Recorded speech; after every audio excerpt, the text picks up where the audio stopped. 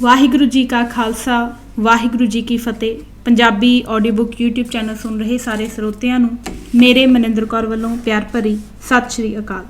किताब खालिस्तान उस दा संकल्प ਅਤੇ प्रणाली भाग 6वां पन्ना नंबर 154। गुरु नानक दी वरसाई नानकशाही सिख सभ्यता दे गुरमुखी सभ्याचार गुरमत दी संभाल प्रसार ते इकसार व्यापकता ਅਤੇ ਸਥਾਪਿਕਤਾ ਲਈ ਸਿੰਘਾਂ ਨਾਲ ਪੰਜਾਬ ਵੱਲ ਨੂੰ ਅਕਾਲ ਦੀ ਗੁਰਮਤ ਪਾਤਸ਼ਾਹੀ ਲਾਗੂ ਕਰਨ ਹਿੱਤ ਭੇਜ ਦਿੱਤਾ। ਬੰਦਾ ਸਿੰਘ ਬਹਾਦਰ ਨਾਲ ਗੁਰੂ ਸਾਹਿਬਾਨ ਨੇ 5 ਸਿੰਘ ਭਾਈ ਵਿਨੋਦ ਸਿੰਘ, ਭਾਈ ਕਾਨ ਸਿੰਘ, ਭਾਈ ਬਾਜ ਸਿੰਘ, ਭਾਈ ਦਇਆ ਸਿੰਘ ਅਤੇ ਭਾਈ ਰਣ ਸਿੰਘ ਸਮੇਤ 20 ਸਿੰਘ ਹੋਰ ਰਵਾਨਾ ਕੀਤੇ। ਬਾਬਾ ਬੰਦਾ ਸਿੰਘ ਨੂੰ ਗੁਰੂ ਮਹਾਰਾਜ ਨੇ ਆਪਣੇ ਪੱਥੇ ਵਿੱਚੋਂ 5 ਤੀਰ, ਆਪਣਾ ਇੱਕ ਨਿਸ਼ਾਨ ਸਾਹਿਬ, ਆਪਣਾ ਨਗਾਰਾ ਅਤੇ ਪੰਜਾਬ ਦੇ ਸਿੱਖਾਂ ਵੱਲ ਸਿੰਘਾਂ ਦੇ ਨਾਮ ਤੇ ਆਪਣੇ ਹੁਕਮਨਾਮੇ ਵੀ ਭੇਜੇ। ਗੁਰੂ ਮਹਾਰਾਜ ਦਾ ਇਹ ਪੈਂਤੜਾ ਨਿਰੋਲ ਰਾਜਨੀਤਿਕ ਸੀ ਅਤੇ ਜਿਸ ਦਾ ਨਿਸ਼ਾਨਾ ਪੰਥ ਖਾਲਸੇ ਦੀ ਅਕਾਲ ਸੱਤਾ ਦੀ ਨਾਨਕਸ਼ਾਹੀ ਖਾਲਸਤਾਈ ਪ੍ਰਣਾਲੀ ਵਿਵਸਥਾ ਅਤੇ ਨਿਆਂ ਦੀ ਲੋਕਤੰਤਰੀ ਗਣਰਾਜੀ ਸੰਸਦੀ ਰਾਜ ਸੱਤਾ ਦੇ ਰੋਲ ਮਾਡਲ ਨੂੰ ਪ੍ਰਤੱਖ ਅਤੇ ਵਿਹਾਰਕ ਪੱਧਰ ਤੇ ਅਸਲ ਸੱਤਾ ਵਿੱਚ ਲਾਗੂ ਕਰਨਾ ਸੀ। ਇਸੇ ਲਈ ਮਨੋਰਥ ਅਨੁਰੂਪ ਗੁਰੂ ਨਾਨਕ ਗੁਰੂ ਗੋਬਿੰਦ ਸਿੰਘ ਸਾਹਿਬ ਜੀ ਦੀ ਸੱਤਾ ਦੀਆਂ ਆਵਸ਼ਕ ਨਿਸ਼ਾਨੀਆਂ 5 ਤੀਰ, ਗੁਰ ਪਾਤਸ਼ਾਹੀਆਂ ਦੇ ਰਾਜ ਚਿੰਨ੍ਹ ਦਾ ਨਿਸ਼ਾਨ ਸਾਹਿਬ ਅਤੇ ਪਾਤਸ਼ਾਹ ਦੀ ਆਪਣੀ ਪਾਤਸ਼ਾਹੀ ਦਾ ਨਗਾਰਾ ਬਾਬਾ ਬੰਦਾ ਸਿੰਘ ਬਹਾਦਰ ਨੂੰ ਦੇ ਕੇ ਤੋਰਿਆ ਗਿਆ। ਰਾਜਨੀਤਿਕ ਨਿਸ਼ਾਨਾ ਬੜਾ ਹੀ ਸਪਸ਼ਟ ਮਿੱਥ ਕੇ ਬਾਬਾ ਬੰਦਾ ਸਿੰਘ ਬਹਾਦਰ ਨੂੰ ਇਹਨਾਂ ਆਪਣੇ ਆਪ ਵਿੱਚ ਇਸ ਨਾਨਕਸ਼ਾਹੀ ਗਣਤੰਤਰ ਨੂੰ ਖਾਲਸਤਾਈ ਰੂਪ ਵਿੱਚ ਪ੍ਰਗਟ ਕਰਨ ਵਾਲੀਆਂ ਚਿੰਨ੍ਹਾਤਮਕ ਪਰ ਸਿਧਾਂਤਕ ਮਰਿਆਦਾਵਾਂ ਦੇ ਸੰਕਲਪ ਵਿੱਚ ਬੰਨ੍ਹ ਕੇ ਤੋਰਿਆ ਗਿਆ। ਗੁਰੂ ਮਹਾਰਾਜ ਦਾ ਬੜਾ ਹੀ ਸਪਸ਼ਟ ਆਦੇਸ਼ ਸੀ ਕਿ ਜਿੱਥੇ ਪੰਥ ਅਤੇ ਗ੍ਰੰਥ ਇਕੱਠੇ ਹੋਣਗੇ ਉੱਥੇ ਮੈਂ ਹੋਵਾਂਗਾ। ਇਸ ਲਈ ਬਾਬਾ ਬੰਦਾ ਸਿੰਘ ਬਹਾਦਰ ਨੂੰ ਗੁਰੂ ਮਹਾਰਾਜ ਨੇ ਹਮੇਸ਼ਾ ਪੰਥ ਦੀ ਤਾਬਿਆ ਵਿੱਚ ਰਹਿਣ ਦਾ ਹੁਕਮ ਦਿੱਤਾ, ਜੋ ਬਾਬਾ ਬੰਦਾ ਸਿੰਘ ਬਹਾਦਰ ਨੇ ਆਪਣੀ ਸ਼ਹਾਦਤ 9 ਜੂਨ 1716 ਤੱਕ ਇਨ ਬਿਨ ਅੰਤਮ ਸਵਾਸਾਂ ਤੱਕ ਨਿਭਾਇਆ। ਮੈਂ ਇੱਥੇ ਵਿਸ਼ੇਸ਼ ਤੌਰ ਤੇ ਦੁਬਾਰਾ ਸਿੱਖ ਸਮਾਜ ਦਾ ਖਾਸ ਧਿਆਨ ਕੇਂਦਰਿਤ ਕਰਨਾ ਚਾਹੁੰਦਾ ਹਾਂ ਕਿ ਉਪਰੋਕਤ ਹੁਕਮ ਦਾ ਵਰਤਾਰਾ ਸਾਹਿਬਾਂ ਨੇ ਆਪਣੀ ਜੋਤੀ ਜੋਤ ਸਮਾਉਣ ਤੋਂ ਪਹਿਲਾਂ ਬਕਾਇਦਾ ਰਾਜਨੀਤਿਕ ਸੱਤਾ ਦੀ ਬਹਾਲੀ ਲਈ ਖੁਦ ਬਾਹੁਕਮ ਕੀਤਾ। ਇਸੇ ਪਰੰਪਰਾ ਤੇ ਗੁਰ ਹੁਕਮ ਦਾ ਹੀ ਅਸਲ ਮਹੱਤਵ ਹੈ। ਗੁਰੂ ਪਾਤਸ਼ਾਹ ਨੇ ਕੋਈ ਸੰਸਾ ਬਾਕੀ ਨਹੀਂ ਰਹਿਣ ਦਿੱਤਾ। ਇਸ ਅਸਲ ਸੱਚ ਤੋਂ ਸਿੱਖ ਸਮਾਜ ਨੂੰ ਅੱਜ ਤੱਕ ਅਣਭਿੱਜ ਰੱਖਦੇ ਹੋਏ ਇਹ ਸਭ ਹੁਕਮ ਸਿੱਖ ਕੌਮ ਅਤੇ ਪੰਥ ਖਾਲਸੇ ਤੋਂ ਲੁਕੋ ਕੇ ਰੱਖੇ ਗਏ ਹਨ, ਜਿਸ ਦੀ ਪੜਤਾਲ ਉਪਰੰਤ ਦੋਸ਼ੀਆਂ ਨੂੰ ਅਤੇ ਵਰਤਮਾਨ ਤੱਕ ਦੇ ਇਤਿਹਾਸਕਾਰਾਂ ਨੂੰ ਇੱਕ ਨਾ ਇੱਕ ਦਿਨ ਕਠਹਿਰੇ ਵਿੱਚ ਖੁਦ ਬਖੁਦ ਖੜਾ ਹੋਣਾ ਹੀ ਪੈਣਾ ਹੈ। ਪ੍ਰਗਟ ਕੀਤੀ ਜਾਣ ਵਾਲੀ ਨਾਨਕਸ਼ਾਹੀ ਖਾਲਸਤਾਈ ਨਿਆਂ ਅਧੀਨ ਰਾਜ ਪ੍ਰਣਾਲੀ ਦਾ ਸੰਗਤੀ ਰੂਪ ਅਤੇ ਪੰਥ ਦਾ ਗਣਤੰਤਰੀ ਆਧਾਰ 5 ਪਿਆਰੇ ਤੇ 20 ਸਿੰਘ ਸਨ। ਇੱਥੇ ਇਹ ਖਾਸ ਤੌਰ ਤੇ ਧਿਆਨ ਵਿੱਚ ਰੱਖਣਾ ਜ਼ਰੂਰੀ ਹੈ ਕਿ 5 ਪਿਆਰੇ ਗੁਰੂ ਸਾਹਿਬ ਵੱਲੋਂ ਖੁਦ ਥਾਪੇ ਗਏ ਜਥੇਦਾਰ ਦੇ ਸਹਾਇਕ ਬਣਾ ਕੇ ਤੋਰੇ ਗਏ ਸਨ। ਜਥੇਦਾਰ ਨੂੰ ਇਹਨਾਂ ਦਾ ਸਹਾਇਕ ਨਹੀਂ ਸੀ ਬਣਾਇਆ ਗਿਆ। ਖਾਲਿਸਤਾਨੀ ਗਣਰਾਜ ਅੰਦਰ ਗੁਣਤੰਤਰੀ ਲੋਕਤੰਤਰ ਦੇ ਅਮਲੀ ਪ੍ਰਵਾਹ ਦੀ ਇਹ 5 ਪਿਆਰੇ ਅਕਾਲੀ ਗਰੰਟੀ ਹਨ। ਇਸ ਦੀ ਸ਼ਕਤੀ ਦਾ ਸਰੋਤ ਪੰਥ ਖਾਲਸਾ ਹੈ। ਇਹਨਾਂ ਨੂੰ ਅੰਤਮ ਸ਼ਕਤੀ ਨਾ ਹੀ ਬਣਾਇਆ ਗਿਆ ਤੇ ਨਾ ਹੀ ਸਥਾਪਿਤ ਕੀਤਾ ਗਿਆ। ਇਹ ਧਾਰਮਿਕ ਅਥਾਰਟੀ ਦੀ ਸੱਤਾ ਬਹਾਲੀ ਦੇ ਪੰਥ ਖਾਲਸੇ ਦੇ ਅਜਿਹੇ ਤਖਤ ਵਜੋਂ ਸਥਾਪਿਤ ਕੀਤੇ ਗਏ ਜੋ ਪੰਥ ਖਾਲਸੇ ਵਿੱਚੋਂ ਹੀ ਪੰਥ ਖਾਲਸੇ ਰਾਹੀਂ ਉਪਜਦੇ ਹਨ ਅਤੇ ਵਿਚਾਰ ਅਧੀਨ ਵਿਸ਼ੇ ਉੱਪਰ ਨਿਰਣਾਇਕ ਗੁਣਤੰਤਰੀ ਪੰਥ ਦੇ ਗਣਤੰਤਰੀ ਫੈਸਲੇ ਦੀ ਘੋਸ਼ਣਾ ਲਈ ਅਤੇ ਫੈਸਲਾ ਲੈਣ ਵਾਲੀ ਗਣਤੰਤਰੀ ਸੰਸਦ ਦੇ ਮੁਖੀ ਵਜੋਂ ਉਠੇ ਮਸਲੇ ਪ੍ਰਤੀ ਨਿਰਣਾ ਜਾਂ ਗੁਰਮਤਾ ਕਰਨ ਹਿੱਤ ਸੰਗਠਿਤ ਹੁੰਦੇ ਹਨ ਤੇ ਆਪਣਾ ਕੰਮ ਕਰਕੇ ਹਮੇਸ਼ਾ ਲਈ ਫਿਰ ਪੰਥ ਖਾਲਸੇ ਵਿੱਚ ਹੀ ਵਿਲੀਨ ਹੋ ਜਾਂਦੇ ਹਨ। ਇਹੋ ਪੰਥ ਖਾਲਸੇ ਦੇ ਗੁਰਮਤ ਸੱਤਾ ਦਾ ਅੱਡਰਾ ਵਿਲੱਖਣ ਸੁਤੰਤਰ ਅਤੇ ਸਹਿਪੰਗ ਅਕਾਲੀ ਸੱਤਾ ਸਰੋਤ ਹੈ ਜੋ ਪੰਥ ਨੂੰ ਸਭ ਤੋਂ ਵਿਲੱਖਣ ਅਤੇ ਅੱਡ ਕਰ ਸਥਾਪਿਤ ਕਰਦਾ ਹੈ। ਇਸ ਦੀ ਬਾਰੀਕ ਸਮਝਣ ਵਾਲੀ ਗੱਲ ਇਹ ਹੈ ਕਿ 5 ਪਿਆਰਿਆਂ ਦੀ ਨਿਰਣਾਇਕ ਸੰਸਥਾ ਕੋਈ ਸਦੀਵੀ ਚੁਣੀ ਹੋਈ ਸੰਸਥਾ ਅਥਾਰਟੀ ਜਾਂ ਅਦਾਲਤ ਦਾ ਹਮੇਸ਼ਾ ਲਈ ਥਾਪਿਆ ਫੁੱਲ ਬੈਂਚ ਵਾਂਗ ਸੁਪਰੀਮ ਅਥਾਰਟੀ ਦਾ ਸਥਾਈ ਤੌਰ ਤੇ ਨਿਯੁਕਤ ਕੀਤਾ ਪੈਨਲ ਨਹੀਂ ਹੈ ਤੇ ਨਾ ਹੀ ਇੰਜ ਕੀਤਾ ਜਾਣਾ ਚਾਹੀਦਾ ਹੈ। ਇੰਜ ਦਾ ਮਨਮਤੀ ਪ੍ਰਬੰਧਕੀ ਆਧਾਰ ਆਪਣੇ ਆਪ ਨੂੰ ਪੁੱਗਦੇ ਵਿਵਹਾਰ ਕਾਰਨ ਜਿਹੜਾ ਸਿੱਖਾਂ ਨੇ ਖੜਾ ਕਰ ਲਿਆ ਹੈ ਉਹ ਘੋਰ ਮਨਮਤ ਹੈ, ਜਿਸ ਕਰਕੇ ਹੀ ਇਸ ਸ਼੍ਰੋਮਣੀ ਪੰਥ ਸ਼ਕਤੀ ਦੀ ਸੱਤਾ ਅਤੇ ਇਸ ਦੇ ਪ੍ਰਤੀ ਸਿੱਖ ਸਮਾਜ ਦੀ ਨਿਸ਼ਠਾ ਭਰੋਸਾ ਵਿਸ਼ਵਾਸ ਵਿੱਚ ਗਿਰਾਵਟ ਆਈ ਹੈ। ਇਹ ਪੰਥ ਖਾਲਸੇ ਦੇ ਗਣਤੰਤਰੀ ਇਕੱਠ ਵਿੱਚੋਂ ਮਸਲੇ ਵਿਸ਼ੇਸ਼ ਤੇ ਪੰਥਕ ਫੈਸਲੇ ਨਿਮਿਤ ਸਰਬ ਪ੍ਰਵਾਨਿਤ ਆਧਾਰ ਤੇ ਵਕਤੀ ਅਤੇ ਮਸਲੇ ਜਾਂ ਮਸਲਿਆਂ ਵਿਸ਼ੇਸ਼ ਲਈ ਗੁਰੂ ਗ੍ਰੰਥ ਸਾਹਿਬ ਜੀ ਦੀ ਤਾਬਿਆ ਸੰਗਤੀ ਤੌਰ ਤੇ ਇਕੱਤਰ ਪੰਥ ਵੱਲੋਂ ਗਣਤੰਤਰੀ ਆਧਾਰ ਤੇ ਚੁਣੇ ਜਾਂਦੇ ਰਹੇ ਹਨ ਤੇ ਫਿਰ ਸਰਬ ਪ੍ਰਵਾਨਿਤ ਗੁਰਮਤ ਦੀ ਕਸਵੱਟੀ ਤੇ ਪਰਖ ਕੇ ਫੈਸਲਾ ਦੇਣ ਤੋਂ ਬਾਅਦ ਪੰਥ ਵਿੱਚ ਹੀ ਵਿਲੀਨ ਹੋ ਜਾਂਦੇ ਰਹੇ ਹਨ। ਸਿੱਖ ਕਦੇ ਵੀ ਪਿਛਲੇ 400 ਸਾਲਾਂ ਵਿੱਚ ਆਪਣੇ ਇਹਨਾਂ ਬੁਨਿਆਦੀ ਤੱਤਾਂ ਦੀ ਸੰਕਲਪੀ ਪ੍ਰਥਾ ਦੇ ਸਿੱਖੀ ਸੱਭਿਅਤਾ ਵਿੱਚ ਵਿਸਥਾਰ ਹਿੱਤ ਚਿੰਤਨ ਅਤੇ ਮਨਨ ਕਰਦੇ ਦਿਖੇ ਹੀ ਨਹੀਂ ਹਨ। ਇਸ ਲਈ ਸਿੱਖਾਂ ਆਪਣਾ ਸਭ ਕੁਝ ਆਪਣੇ ਹੱਥੀਂ ਹੀ ਮਲੀਆ ਮੇਟ ਕਰਨ ਵਿੱਚ ਕੋਈ ਕਸਰ ਰਹਿਣ ਨਹੀਂ ਦਿੱਤੀ ਹੈ। ਦੁਸ਼ਮਣ ਨੇ ਤਾਂ ਪੰਥ ਅੰਦਰ ਅਜਿਹੀਆਂ ਕਰਦੀਆਂ ਤਾਕਤਾਂ ਨੂੰ ਸ਼ਕਤੀ ਹੀ ਦਿੱਤੀ ਹੈ ਤਾਂ ਜੋ ਸਿੱਖ ਆਪਣੀਆਂ ਹੀ ਕਰਤੂਤਾਂ ਰਾਹੀਂ ਆਪਣੇ ਗੁਰੂ ਦੇ ਸਥਾਪਿਤ ਕੀਤੇ ਸੰਕਲਪ ਤੋਂ ਵਿਪਰੀਤ ਸਿਧਾਂਤ ਆਪ ਹੀ ਪੈਦਾ ਕਰੀ ਜਾਣ ਤੇ ਖਤਮ ਹੋ ਜਾਣ। ਸਿੱਖਾਂ ਨੇ ਕਦੇ ਇਹ ਵੀ ਸੋਚਣ ਦੀ ਖੇਚਲ ਤੱਕ ਨਹੀਂ ਕੀਤੀ ਕਿ ਦਸਮ ਪਿਤਾ ਨੇ ਜਦ ਬਾਬਾ ਬੰਦਾ ਸਿੰਘ ਬਹਾਦਰ ਨੂੰ ਪੰਜਾਬ ਵੱਲ ਆਪਣਾ ਰਾਜਨੀਤਿਕ ਸੱਤਾ ਪ੍ਰਮੁੱਖ ਬਣਾ ਕੇ ਭੇਜਿਆ ਤਾਂ ਉਹਨਾਂ ਬਿਲਕੁਲ ਵੀ ਕਿਸੇ ਇੱਕ ਨੂੰ ਧਰਮ ਸੱਤਾ ਦਾ ਪ੍ਰਮੁੱਖ ਨਹੀਂ ਥਾਪਿਆ। ਇਹ ਕੰਮ ਪੰਥ ਗੁਰੂ ਸਮਰੱਥ ਦੇ ਹਵਾਲੇ ਹੀ ਰਹਿਣ ਦਿੱਤਾ, ਜਿਸ ਦਾ ਫੈਸਲਾ ਸਤਿਗੁਰੂ ਨੇ ਆਪ 1699 ਦੀ ਵਿਸਾਖੀ ਨੂੰ ਸ਼੍ਰੀ ਅਨੰਦਪੁਰ ਸਾਹਿਬ ਵਿਖੇ ਕਿਲ੍ਹਾ ਸ਼੍ਰੀ ਕੇਸਗੜ੍ਹ ਸਾਹਿਬ ਤੇ ਕਰ ਦਿੱਤਾ ਸੀ। ਇਸੇ ਲਈ ਹੀ ਕੋਈ ਟਕਸਾਲ ਜਾਂ ਕਿਸੇ ਵੀ ਰੂਪ ਵਿੱਚ ਅਜਿਹੀ ਕਿਸੇ ਵੀ ਵਿਵਸਥਾ ਦਾ ਕੋਈ ਵੀ ਜ਼ਿਕਰ ਕਿਤੇ ਵੀ ਨਹੀਂ ਮਿਲਦਾ ਹੈ। ਕਿਉਂ? ਇਹ ਇਸ ਲਈ ਕਿ ਅਕਾਲ ਪ੍ਰਥਾਏ ਧਰਮ ਸੱਤਾ ਦਾ ਅੰਤਿਮ ਸਰੋਤ ਸਾਹਿਬ ਸ਼੍ਰੀ ਗੁਰੂ ਗ੍ਰੰਥ ਸਾਹਿਬ ਜੀ ਹੀ ਸਥਾਪਿਤ ਕੀਤਾ ਜਾ ਚੁੱਕਾ ਸੀ, ਜਿਸ ਕਰਕੇ ਕਿਸੇ ਹੋਰ ਦੀ ਇੱਥੇ ਪੰਥ ਖਾਲਸੇ ਵਿੱਚ ਕੋਈ ਵੀ ਹੋਰ ਲੋੜ ਨਾ ਸੀ ਅਤੇ ਨਾ ਹੀ ਹੈ।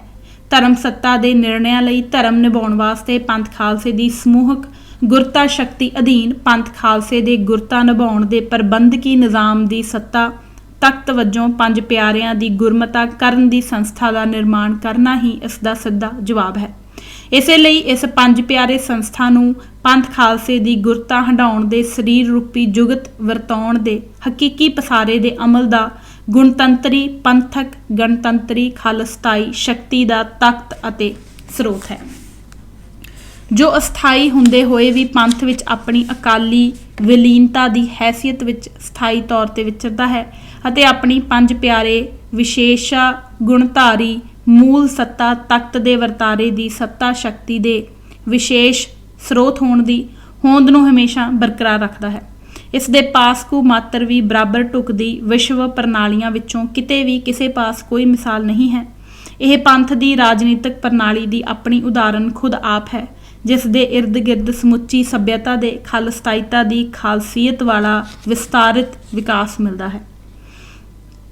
ਅਕਾਲ ਦੀ ਕੁਦਰਤੀ ਪ੍ਰਣਾਲੀ ਦੀ ਖੁਸ਼ਬੋਈ ਨਾਲ ਸਰਾਬੋਰ ਸੱਭਿਆਚਾਰ ਦੀ ਰਹੁ ਰੀਤ ਅਤੇ ਮਰਿਆਦਾ ਸਾਨੂੰ ਮਿਲਦੀ ਹੈ, ਜਿਸ ਵਿੱਚੋਂ ਹੀ ਬਾਬਾ ਬੰਦਾ ਸਿੰਘ ਬਹਾਦਰ ਆਪਣੀ ਪੰਥ ਖਾਲਸੇ ਪ੍ਰਤੀ ਨਿਸ਼ਠਾ ਅਤੇ ਗੁਰੂ ਆਦੇਸ਼ ਪ੍ਰਤੀ ਪ੍ਰਤੀਬੱਧਤਾ ਦਾ ਪ੍ਰਚੰਡ ਪ੍ਰਮਾਣ ਦਿੰਦੇ ਹੋਏ ਨਾਨਕਸ਼ਾਹੀ ਖਾਲਿਸਤਾਨੀ ਪ੍ਰਣਾਲੀ ਦੇ ਗੁਰਮਤ ਰਾਜ ਦਾ ਰੋਲ ਮਾਡਲ ਬਣਾ ਕੇ ਸਥਾਪਿਤ ਕਰਦਾ ਹੈ। ਇਹੋ ਖਾਲਿਸਤਾਨ ਦਾ ਆਰੰਭ ਹੈ। ਇਹੋ ਹੀ ਪੰਥ ਖਾਲਸੇ ਲਈ ਸਰੀਰ ਰੂਪ ਵਿੱਚ 10 ਗੁਰੂ ਜੋਤ ਪਰੰਪਰਾ ਦਾ ਸਿੱਖ ਨੂੰ ਸਿੱਧਾ ਅਤੇ ਆਖਰੀ ਹੁਕਮ ਹੈ। ਇਹ ਆਖਰੀ ਹੁਕਮ ਇਸ ਕਰਕੇ ਹੈ ਕਿ ਇਸ ਤੋਂ ਬਾਅਦ ਸਾਹਿਬ ਸ਼੍ਰੀ ਗੁਰੂ ਗੋਬਿੰਦ ਸਿੰਘ ਜੀ ਪਾਤਸ਼ਾਹ ਨੇ ਕੋਈ ਵੀ ਹੁਕਮਨਾਮਾ ਜਾਰੀ ਨਹੀਂ ਕੀਤਾ। ਅੰਤਿਮ ਸਮੇਂ ਸਿਰਫ ਸਰੀਰ ਗੁਰੂ ਦੀ ਇਕਾਂਗੀ ਪਦਵੀ ਨੂੰ ਪੰਥ ਗੁਰੂ ਵਿੱਚ ਸਮੂਹਿਤ ਕਰ ਦਿੰਦਾ ਹੈ। ਇੰਜ ਪੰਥ ਗੁਰੂ ਦੀ ਗੁਰਤਾ ਲਈ ਸ਼ਬਦ ਗੁਰੂ ਦੇ ਸੰਕਲਪੀ ਸਿਧਾਂਤ ਨਾਲ ਖਾਲਸੇ ਦੀ ਸੱਤਾ ਲਈ ਸੰਤ ਸਿਪਾਹੀ ਦੇ ਸਿੱਖ ਗੁਰੂ ਗੁਰੂ ਸਿੱਖ ਹੈ ਦੇ ਫਰਮਾਨ ਦਾ ਹੀ ਸਜੀਵ ਪ੍ਰਦਰਸ਼ਨ ਕਰਕੇ ਗੁਰੂ ਨੇ ਪੰਥ ਖਾਲਸੇ ਲਈ ਰਾਜ ਕਰੇਗਾ ਖਾਲਸਾ ਦਾ ਅੰਤਿਮ ਨਿਸ਼ਾਨਾ ਨਿਯਤ ਕਰ ਅਕਾਲ ਦੀ ਸੱਤਾ ਦੀ ਬਹਾਲੀ ਦਾ ਸੰਕਲਪ ਦੇ ਦਿੱਤਾ, ਜਿਸ ਦਾ ਸਾਕਾਰ ਰੂਪ ਵਰਤਮਾਨ ਵਿੱਚ ਸਰਕਾਰੇ ਖਾਲਸਾ ਰਾਹੀਂ ਸਥਾਪਿਤ ਖਾਲਿਸਤਾਨ ਹੈ। ਸਤਿਗੁਰੂ ਦਾ ਇਹੋ ਅੰਤਿਮ ਫਰਮਾਨ ਫੈਸਲਾ ਨਿਰਣਾ ਅਰਥਾਤ ਸਿੱਖ ਕੌਮੀਅਤਾ ਪ੍ਰਤੀ ਹੁਕਮ ਹੈ।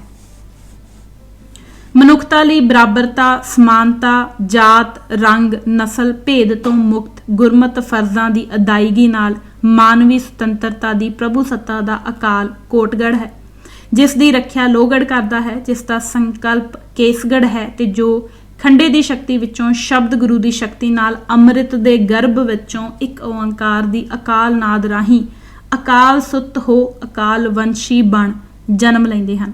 ਇਹ ਪੰਜ ਪਿਆਰੇ ਖੁਦ ਪੰਥ ਹੁੰਦੇ ਹੋਏ ਸ਼ਬਦ ਗੁਰੂ ਦੀ ਆਗਿਆ ਅਧੀਨ ਗੁਰਮਤਿ ਰਾਹੀਂ ਮਰਿਆਦਾ ਰਹਿਤ ਵਿੱਚ ਖੁਦ ਆਪ ਪੰਥ ਦੀ ਤਾਬਿਆ ਰਹਿੰਦੇ ਹੋਏ ਅਕਾਲਵੰਸ਼ੀ ਸੱਭਿਅਤਾ ਦੇ ਵਿਕਸਿਤ ਅਤੇ ਵਿਸਤਾਰਿਤ ਢਾਂਚੇ ਅੰਦਰ ਸਥਾਪਿਤ ਹੁੰਦੇ ਹਨ, ਜਿਸ ਵਿੱਚ ਇਸ ਪ੍ਰਣਾਲੀ ਦੀ ਗੁਰੂ ਵਰਸਾਈ ਸ਼ਕਤੀ, ਬਖਸ਼ਿਸ਼ ਅਤੇ ਥਾਪੀ 5 ਤੀਰ ਸਨ, ਜਿਨ੍ਹਾਂ ਦੀ ਦਿਸ਼ਾ ਸੀ ਮਨਮੁਖਾਂ, ਮਨਮਤੀਆਂ ਅਤੇ ਕੁਦਰਤੀ ਪ੍ਰਣਾਲੀ ਦੀ ਰਜਾ ਸ਼ਕਤੀ ਦੇ ਜਰਵਾਣੇ ਦੀ ਸੁਧਾਈ, ਗਰੀਬ ਗੁਰਬੇ ਤੇ ਨਿਤਾਣੇ ਦੀ ਰੱਖਿਆ ਹਿੱਤ ਇੱਕ ਓਅੰਕਾਰ ਦੀ ਸੱਤਾ ਦੀ ਬਹਾਲੀ ਲਈ ਬੇਗਮਪੁਰਾ ਰਾਜ ਦੇ ਸੰਕਲਪ ਨੂੰ ਸਥਾਪਿਤ ਕਰਨਾ ਨਿਰਧਾਰਿਤ ਕੀਤੀ ਗਈ। ਇਹ 5 ਤੀਰ ਪੰਥਕ ਸ਼ਸਤਰੀਕਰਨ ਦੇ ਸੰਕਲਪੀ ਫਲਸਫੇ ਦੇ ਪ੍ਰਮਾਣਕ ਆਦੇਸ਼ਾਤਮਕ ਢਾਂਚਾਗਤ ਵਿਕਸਤ ਸਰੂਪ ਹਨ, ਜਿਨ੍ਹਾਂ ਦਾ ਉਦੇਸ਼ ਧੱਕੇ ਨਾਲ ਰਾਜ ਦੀ ਸਥਾਪਤੀ ਲਈ ਨਹੀਂ ਸਗੋਂ ਹਲੇਮੀ ਰਾਜ ਦੇ ਸੰਕਲਪ ਨੂੰ ਸਾਕਾਰ ਕਰਨ ਹਿੱਤ ਸੇਧਤ ਕੀਤੇ ਗਏ ਹਨ, ਜਿਸ ਰਾਹੀਂ ਕਿ ਦੁਨੀਆ ਨੂੰ ਰਾਜਨੀਤਿਕ ਦੇਸ਼ ਕਾਲ ਦੇ ਇੱਕ ਨਵੇਂ ਹੀ ਰੋਲ ਮਾਡਲ ਦੇ ਸਪਸ਼ਟ ਨਿਖਰਵੇਂ ਦਰਸ਼ਨ ਹੋਏ ਹਨ। ਇਸੇ ਲਈ ਹੀ ਬਾਬਾ ਬੰਦਾ ਸਿੰਘ ਬਹਾਦਰ ਨੇ ਇਸ ਸ਼ਕਤੀ ਨੂੰ ਗੁਰੂ ਆਦੇਸ਼ ਅਨੁਸਾਰ ਗੁਰੂ ਹੁਕਮ ਨੂੰ ਵਰਤਾਉਣ ਵਾਸਤੇ ਵਰਤਿਆ। ਅਕਾਲ ਨਮਿਤ ਨਾਨਕਸ਼ਾਹੀ ਵਿਵਸਥਾ ਤੇ ਪ੍ਰਣਾਲੀ ਦੇ ਅਕਾਲ ਰਾਜਤੰਤਰ ਦੀ ਸੁਤੰਤਰ ਪੰਥ ਖਾਲਸੇ ਦੀ ਖਾਲਸਤਾਈ ਪ੍ਰਭੂ ਸੱਤਾ ਦੀ ਸ਼ਰਨ ਅਤੇ ਗਣਰਾਜ ਦਾ ਪ੍ਰਤੀਕ ਸੀ ਨਿਸ਼ਾਨ ਸਾਹਿਬ। ਨਿਸ਼ਾਨ ਸਾਹਿਬ ਇੰਜ ਸਥਾਪਿਤ ਹੋਣ ਵਾਲੀ ਅਕਾਲ ਨਮਿਤ ਸੱਤਾ ਦੀ ਬਹਾਲੀ ਅਤੇ ਕੁੱਲ ਤਰਾਸ਼ਣ ਦੀ ਖਾਸ ਮੁਹਾਰਤ ਰਾਹੀਂ ਵਿਹਾਰਕ ਰੂਪ ਵਿੱਚ ਪੂਰਵ ਮਾਨਵੀ ਪੂਰਵ ਪਦ ਅਧਿਕਾਰੀ ਅਕਾਲ ਦੇ ਹੁਕਮ ਦੀ ਸੱਤਾ ਦੇ ਸੰਸਥਾਗਤ ਵਰਤਾਰੇ ਦਾ ਵਿਧਾਨਿਕ ਅਮਲ ਹੈ, ਜੋ ਸਰਕਾਰੇ ਖਾਲਸਾ ਦੀ ਖਾਲਸੀਅਤ ਵਾਲੀ ਲੋਕਰਾਜੀ ਗਣਰਾਜ ਦੀ ਖਾਲਿਸਤਾਨੀ ਪਹਿਚਾਣ ਹੈ। ਇਸ ਦੀ ਪ੍ਰਭੂ ਸੱਤਾ ਸੰਪੰਨ ਹਸਤੀ ਦੇ ਪ੍ਰਗਟਾ ਦੀ ਘੋਸ਼ਣਾ ਦਾ ਅਮਲ ਹੀ ਹੈ ਰਣਜੀਤ ਨਗਾਰਾ। ਵਿਹਾਰਕ ਰੂਪ ਵਿੱਚ ਇਸ ਰਾਜਸੀ ਸੱਤਾ ਦੇ ਤਖਤ ਦੇ ਹੁਕਮ ਦੇ ਵਰਤਾਰੇ ਦੀ ਮੁਹਾਰਤ ਨੂੰ ਹਾਸਲ ਕਰਨ ਹਿੱਤ ਹੀ ਸਿੱਖਾਂ ਦੇ ਨਾਂ ਗੁਰੂ ਮਹਾਰਾਜ ਨੇ ਹੁਕਮਨਾਮੇ ਲਿਖ ਭੇਜੇ। ਇਹਨਾਂ ਹੁਕਮਨਾਮਿਆਂ ਨੂੰ ਸਿਰਫ ਇੱਕ ਸਧਾਰਨ ਹੁਕਮਨਾਮਾ ਨਹੀਂ ਮੰਨਿਆ ਜਾ ਸਕਦਾ, ਕਿਉਂਕਿ ਇਹ ਤਾਂ ਪੰਥ ਖਾਲਸੇ ਦੇ ਰਾਖਵੇਂ ਹੱਕਾਂ ਦੇ ਅਧਿਕਾਰ ਪੱਤਰ ਰਾਹੀਂ ਰਾਜ ਸਥਾਪਿਤ ਕਰਨਾ ਹੈ ਦੇ ਸਿੱਧੇ ਅਧਿਕਾਰ ਪੱਤਰ ਸਨ, ਜਿਨ੍ਹਾਂ ਦਾ ਸਿੱਧਾ ਉਦੇਸ਼ ਇਸ ਹਿੱਤ ਸਿੱਖ ਸੰਗਤਾਂ ਨੂੰ ਪ੍ਰੇਰਨਾ ਅਤੇ ਤੋਰਨਾ ਹੀ ਸੀ। ਅਸਲ ਵਿੱਚ ਪੰਥ ਖਾਲਸੇ ਦੀ ਅਕਾਲ ਨਮਿਤ ਪ੍ਰਭੂ ਸੱਤਾ ਦੀ ਸਥਾਪਤੀ ਦਾ ਸਾਹਿਬ ਸ੍ਰੀ ਗੁਰੂ ਗੋਬਿੰਦ ਸਿੰਘ ਜੀ ਮਹਾਰਾਜ ਨੇ ਆਪਣੇ ਕਰ ਕਮਲਾ ਰਾਹੀਂ ਬਾਬਾ ਬੰਦਾ ਸਿੰਘ ਬਹਾਦਰ ਨੂੰ ਆਪਣੀ ਥਾਪੀ ਵਿੱਚ ਦਿੱਤੀਆਂ ਬਖਸ਼ਿਸ਼ਾਂ ਰਾਹੀਂ ਇੱਕ ਤਸਵੀਰਮਈ ਚਿੱਤਰਨ ਦਾਰਸ਼ਨਿਕ ਅੰਦਾਜ਼ ਵਿੱਚ ਰਾਜ ਦੇ ਸੰਕਲਪ ਦਾ ਕੀਤਾ ਹੈ, ਜੋ ਬੇਮਿਸਾਲ ਹੈ। ਇੰਜ ਗੁਰੂ ਸਾਹਿਬ ਨੇ ਅਕਾਲ ਪ੍ਰਕਾਸ਼ ਦੇ ਅਕਾਲ ਵੰਸ਼ੀ ਸਿੱਖ ਮਨੁੱਖ ਰਾਹੀਂ ਜੱਫੀ ਮਿਲਣ ਦੀ ਸੰਸਕਾਰਮਈ ਸ਼ੁੱਧ ਗਰਭ ਸਿਰਜਣ ਦੀ ਪ੍ਰਣਾਲੀ ਦੇ ਆਗਾਜ਼ ਨਾਲ ਬਾਹੁਕਮ ਅਕਾਲ ਨਿਯੋਜਿਤ ਅਤੇ ਰਾਜ ਦੀ ਪ੍ਰਭਤਾ ਦੇ ਅਮਲ ਦਾ ਖਾਕਾ ਪ੍ਰਗਟ ਕੀਤਾ ਹੈ, ਜਿਸ ਨੂੰ ਸੰਸਾਰ ਦੇ ਆਧੁਨਿਕ ਰਾਜਨੀਤੀ ਸ਼ਾਸਤਰ ਵਿੱਚ ਇੱਕ ਅੱਖਰੀ ਪਰਿਭਾਸ਼ਾ ਦੇ ਰੂਪ ਵਿੱਚ ਮੈਂ ਖਾਲਿਸਤਾਨ ਵਜੋਂ ਇਸ ਲਈ ਲੈਂਦਾ ਹਾਂ ਕਿਉਂਕਿ ਇਹ ਅਕਾਲ ਬਿੰਦੀ ਮੂਲ ਸਿਰਜਣਾ ਖੰਡੇ ਦੀ ਪਾਹੁਲ ਰਾਹੀਂ ਸ਼ਬਦ ਗੁਰੂ ਦੇ ਸਿਧਾਂਤ ਤੋਂ ਪੰਥ ਗੁਰੂ ਦੀ ਸੰਸਦ ਵਿੱਚ ਉਸ ਵੇਲੇ ਪ੍ਰਗਟ ਕੀਤੀ ਗਈ ਜਦੋਂ ਹਾਲੇ ਵਿਸ਼ਵ ਵਿੱਚ ਕਿਤੇ ਵੀ ਲੋਕਤੰਤਰ, ਗਣਤੰਤਰ ਅਤੇ ਸੰਸਦੀ ਰਾਜ ਸੱਤਾ ਦੇ ਇੱਕ ਸੁਰ ਤਖਤ ਦੀ ਸਰਕਾਰ ਦੀ ਕਾਇਮੀ ਦਾ ਸੰਗਠਨਾਤਮਕ ਚੁਣਿਆ ਸਰੂਪ ਕਿਸੇ ਨੂੰ ਵੀ ਪਤਾ ਨਹੀਂ ਸੀ।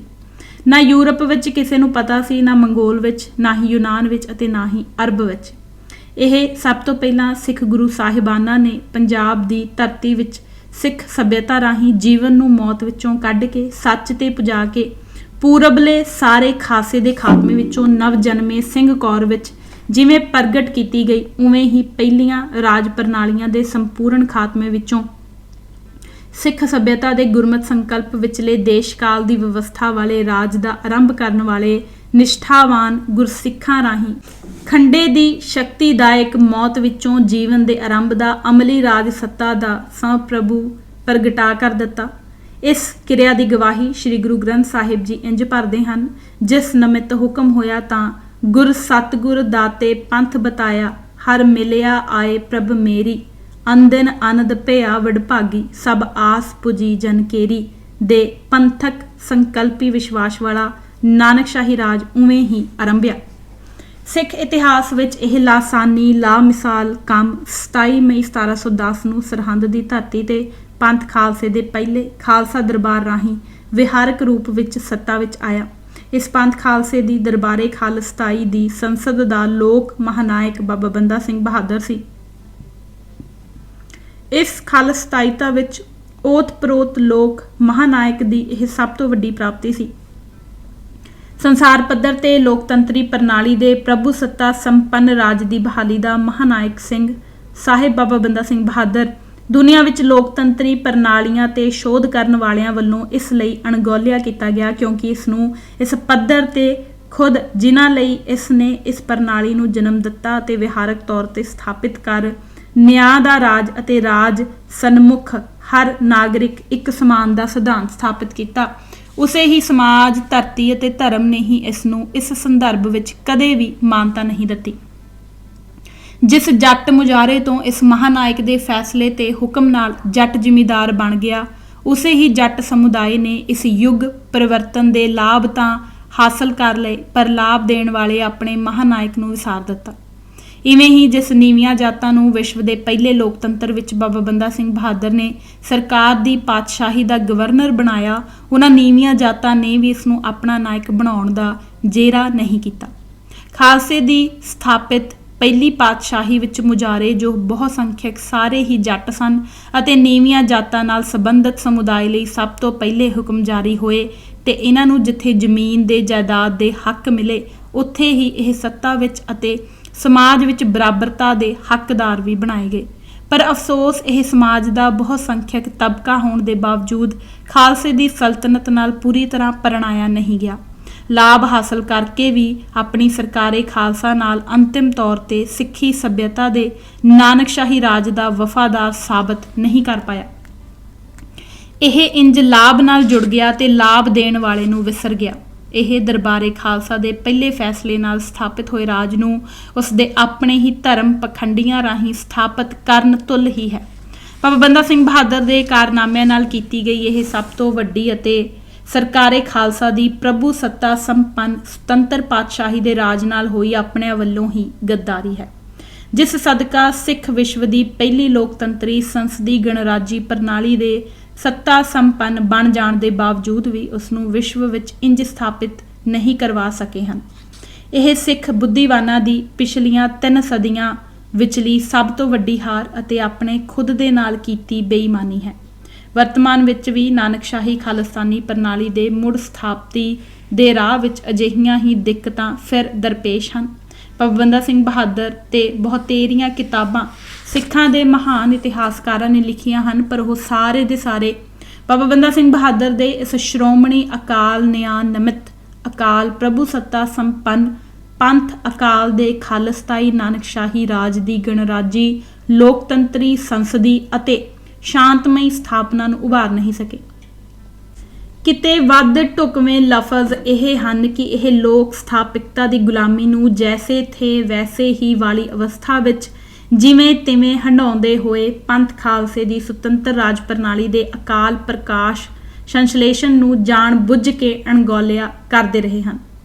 ਲੋਹਗੜ੍ਹ ਦੇ ਕਿਲੇ ਤੋਂ ਇੰਜ 1710 ਵਿੱਚ ਸ਼ਾਂਤੀ ਸਥਾਪਨਾ ਲਈ ਮਨੁੱਖੀ ਮੌਲਿਕ ਅਧਿਕਾਰਾਂ ਦੇ ਜਮਾਂਦਰੂ ਹੱਕਾਂ ਨੂੰ ਸੁਰੱਖਿਅਤ ਕਰਨ ਹਿੱਤ ਦੁਨੀਆ ਵਿੱਚ ਸਭ ਤੋਂ ਪਹਿਲੀ ਲੋਕਤੰਤਰੀ ਸੰਸਦੀ ਪ੍ਰਣਾਲੀ ਹੋਂਦ ਵਿੱਚ ਆਈ।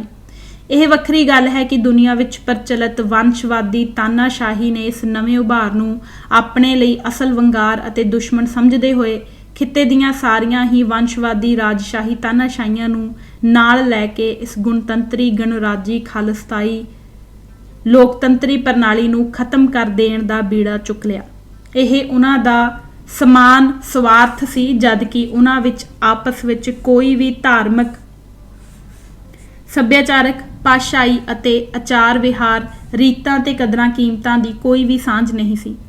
ਇਸ ਪੱਖੋਂ ਇਹ ਸਾਰੀਆਂ ਤਾਕਤਾਂ ਜਿਹੜੀਆਂ ਪੰਥ ਖਾਲਸੇ ਦੀ ਖਾਲਸਤਾਈ ਸੰਸਦੀ ਪ੍ਰਣਾਲੀ ਦੇ ਖਿਲਾਫ ਇਕਮੁੱਠ ਹੋਈਆਂ, ਆਪਸ ਵਿੱਚ ਅੰਤਾਂ ਦੀਆਂ ਦੁਸ਼ਮਣ ਸਨ ਅਤੇ ਇੱਕ ਦੂਜੇ ਦੀ ਜਾਨ ਦੀਆਂ ਵੈਰੀ ਸਨ। ਬੜੇ ਹੈਰਾਨਗੀ ਵਾਲਾ ਪੱਖ ਹੈ ਕਿ ਪੰਥ ਖਾਲਸੇ ਦੀ ਖਾਲਸਤਾਈ ਸੰਸਦੀ ਪ੍ਰਣਾਲੀ ਧਰਮ ਨਿਰਲੇਪਤਾ, ਨਿਰਪੱਖਤਾ, ਮਨੁੱਖੀ ਭੇਦਭਾਵ ਨੂੰ ਮਿਟਾ ਕੇ ਹਰ ਇੱਕ ਇਨਸਾਨ ਨੂੰ ਬਰਾਬਰਤਾ, ਸਮਾਨਤਾ ਦੇ ਆਰਥਿਕ, ਸੱਭਿਆਚਾਰਕ, ਸਮਾਜਿਕ ਅਤੇ ਧਾਰਮਿਕ ਅਧਿਕਾਰ ਸੰਪੰਨ ਬਣਾ ਕੇ ਦੁਨੀਆ ਵਿੱਚ ਪਹਿਲੀ ਵਾਰ ਨਿਆਂ ਦਾ ਰਾਜ ਸਥਾਪਿਤ ਕਰ ਰਹੀ ਸੀ ਅਤੇ ਹਰ ਹਿੰਦੂ, ਮੁਸਲਮਾਨ, ਨੀਵੀਆਂ ਜਾਤਾਂ, ਪਛੜੀਆਂ ਸ਼੍ਰੇਣੀਆਂ ਨੂੰ ਸਮਾਨ ਅਵਸਰ ਅਤੇ ਨਿਆਂ ਪ੍ਰਦਾਨ ਕਰ ਰਹੀ ਸੀ।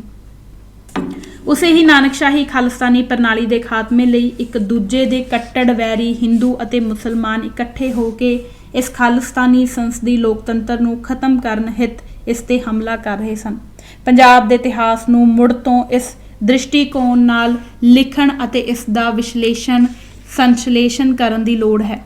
ਕੁਝ ਕੁ ਸਿੱਖ ਅਖਵਾਉਂਦੀਆਂ ਸਮਕਾਲੀ ਤਾਕਤਾਂ ਵੀ ਇਸ ਵਿੱਚ ਗਾਹੇ ਬਗਾਹੇ ਇੱਛਾ ਨਾਲ ਜਾਂ ਆਪਣੀ ਸੋੜੀ ਸੋਚ ਕਰਕੇ ਸਵਾਰਥਾਂ ਲਈ ਜਾਂ ਲਾਲਚ ਵਸ ਪੈ ਕੇ ਇਸ ਸੁਤੰਤਰ ਖਾਲਸਾਈ ਸੰਸਦੀ ਗਣਰਾਜ ਦੇ ਖਿਲਾਫ ਪੰਥ ਵਿੱਚ ਅੰਦਰੂਨੀ ਤੌਰ ਤੇ ਵੀ ਵਿਚਰਦੀਆਂ ਅਤੇ ਦੁਸ਼ਮਣ ਦੇ ਹਿੱਤ ਪੂਰਦੀਆਂ ਸਾਫ਼ ਨਜ਼ਰੀ ਪੈਂਦੀਆਂ ਹਨ, ਜਿਨ੍ਹਾਂ ਨੇ ਪੰਥ ਦੀ ਇਸ ਗੁਰੂ ਹੁਕਮ ਨਾਲ ਸਥਾਪਿਤ ਹੋਈ ਪਾਤਸ਼ਾਹੀ ਦੇ ਸੰਸਦੀ ਗੁਣਤੰਤਰੀ ਗਣਰਾਜ ਦਾ ਭੋਗ ਪਾਉਣ ਵਿੱਚ ਅਹਿਮ ਰੋਲ ਅਦਾ ਕੀਤਾ ਹੈ।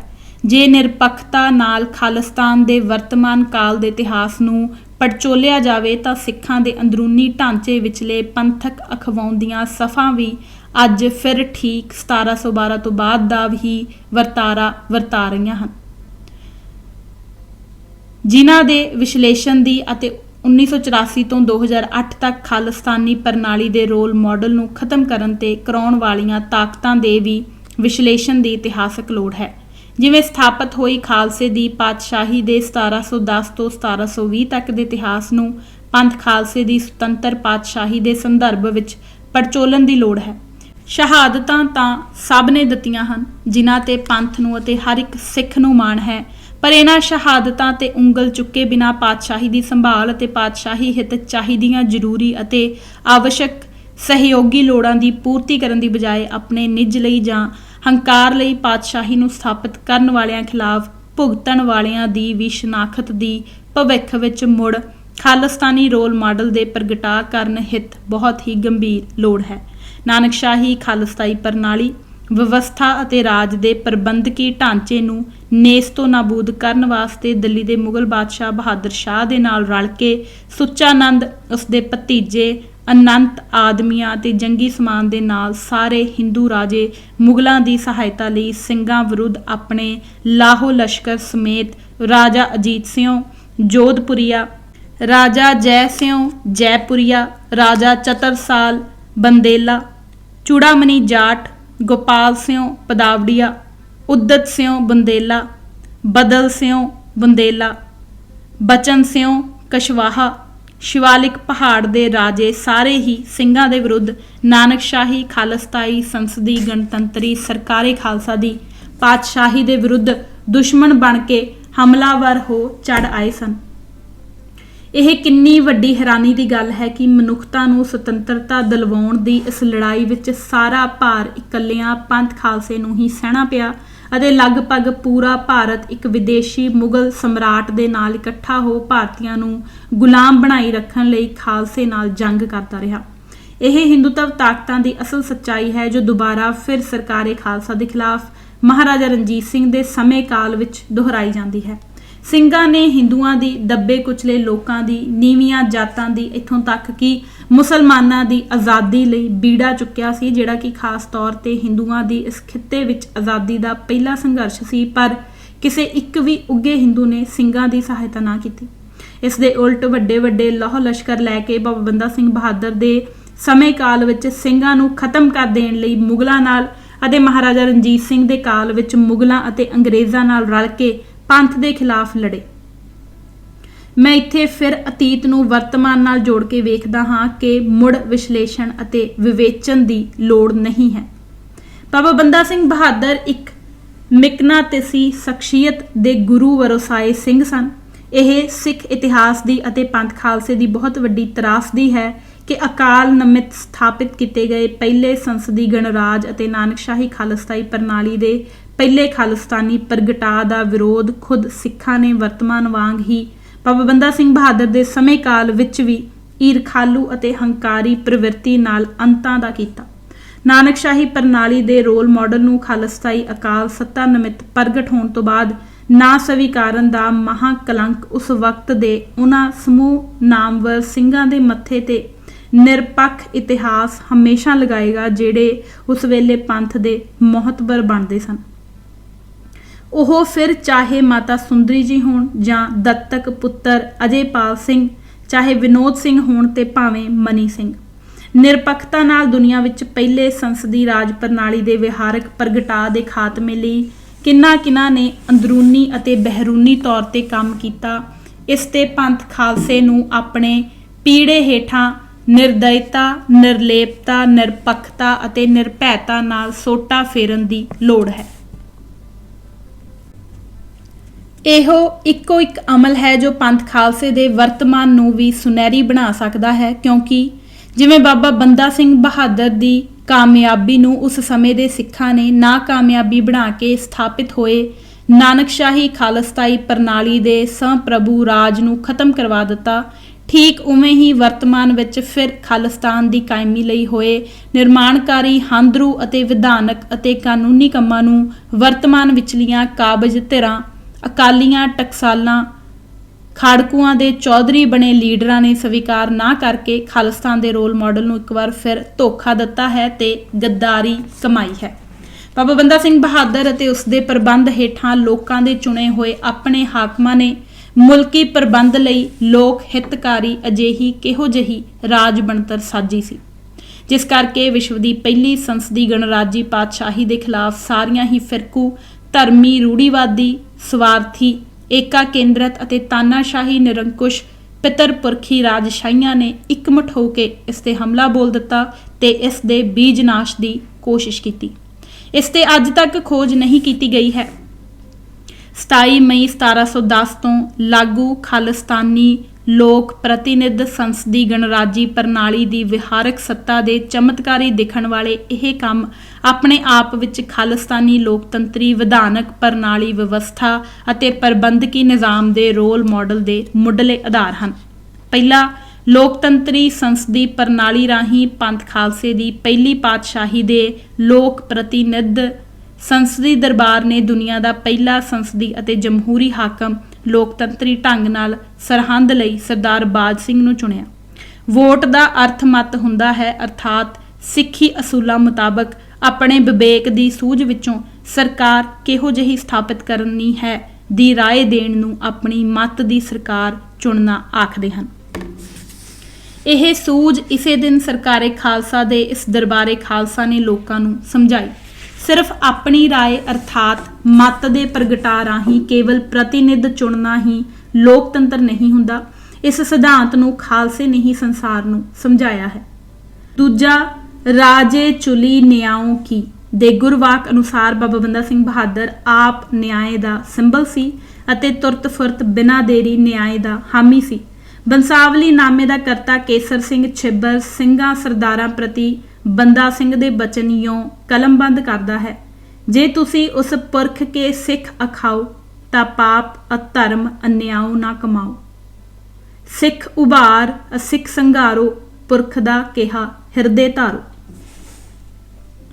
ਤੀਜਾ, ਸਮਾਜਿਕ ਬਣਤਰ ਦੀ ਸੱਭਿਅਤਾ ਦਾ ਆਗਾਜ਼ ਗੁਰਮਤ ਅਨੁਸਾਰ ਆਰੰਭਿਆ।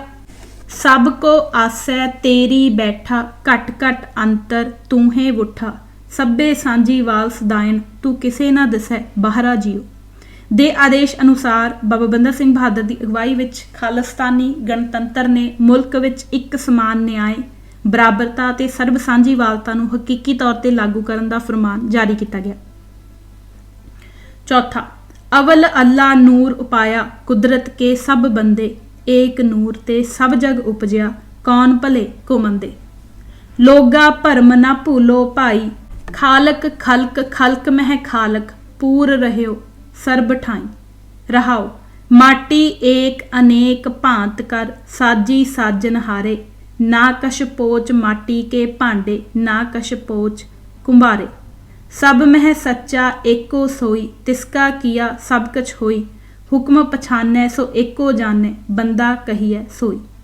ਦੇ ਸੰਕਲਪ ਅਨੁਸਾਰ ਸਭ ਧਰਮਾਂ ਦੀ, ਸਭ ਫਿਰਕਿਆਂ ਦੀ, ਸਭ ਜਾਤਾਂ ਦੀ ਸਹਿ ਹੋਂਦ ਨੂੰ ਉਹਨਾਂ ਦੀ ਮੌਲਿਕਤਾ ਦੇ ਅੰਤਰਗਤ ਸਵੀਕਾਰਿਆ ਗਿਆ ਅਤੇ ਆਪੋ ਆਪਣੇ ਵਿਸ਼ਵਾਸ ਨੂੰ ਸੁਤੰਤਰ ਰੂਪ ਵਿੱਚ ਆਜ਼ਾਦਾਨਾ ਤੌਰ ਤੇ ਮੰਨਣ ਅਤੇ ਕਿਸੇ ਇੱਕ ਦੂਜੇ ਦੇ ਧਾਰਮਿਕ ਜਜ਼ਬਾਤਾਂ ਨੂੰ ਠੇਸ ਨਾ ਪਹੁੰਚਾਉਣ ਦਾ ਪ੍ਰਬੰਧ ਜਾਰੀ ਕੀਤਾ ਗਿਆ।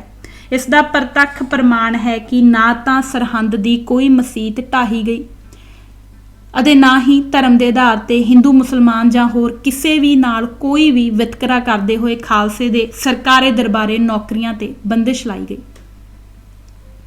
ਪੰਜਵਾਂ, ਦੁਨੀਆ ਵਿੱਚ ਪਹਿਲੀ ਵਾਰ ਜਿੱਥੇ ਇਹ ਸਭ ਕੁਝ ਪ੍ਰਗਟ ਹੋਇਆ ਉੱਥੇ ਇਹ ਚਮਤਕਾਰੀ ਅਮਲ ਬਰਾਬਰਤਾ ਦੇ ਆਧਾਰ ਤੇ ਇੱਕ ਸਮਾਨ ਰੂਪ ਵਿੱਚ ਜਾਰੀ ਕੀਤਾ ਗਿਆ ਕਿ ਜਿਹੜਾ ਮਨੁੱਖ ਜਿਹੜੀ ਧਰਤੀ ਜੋਤਦਾ ਹੈ ਉਹ ਉਸ ਧਰਤੀ ਦਾ ਅਸਲ ਮਾਲਕ ਹੋਵੇਗਾ।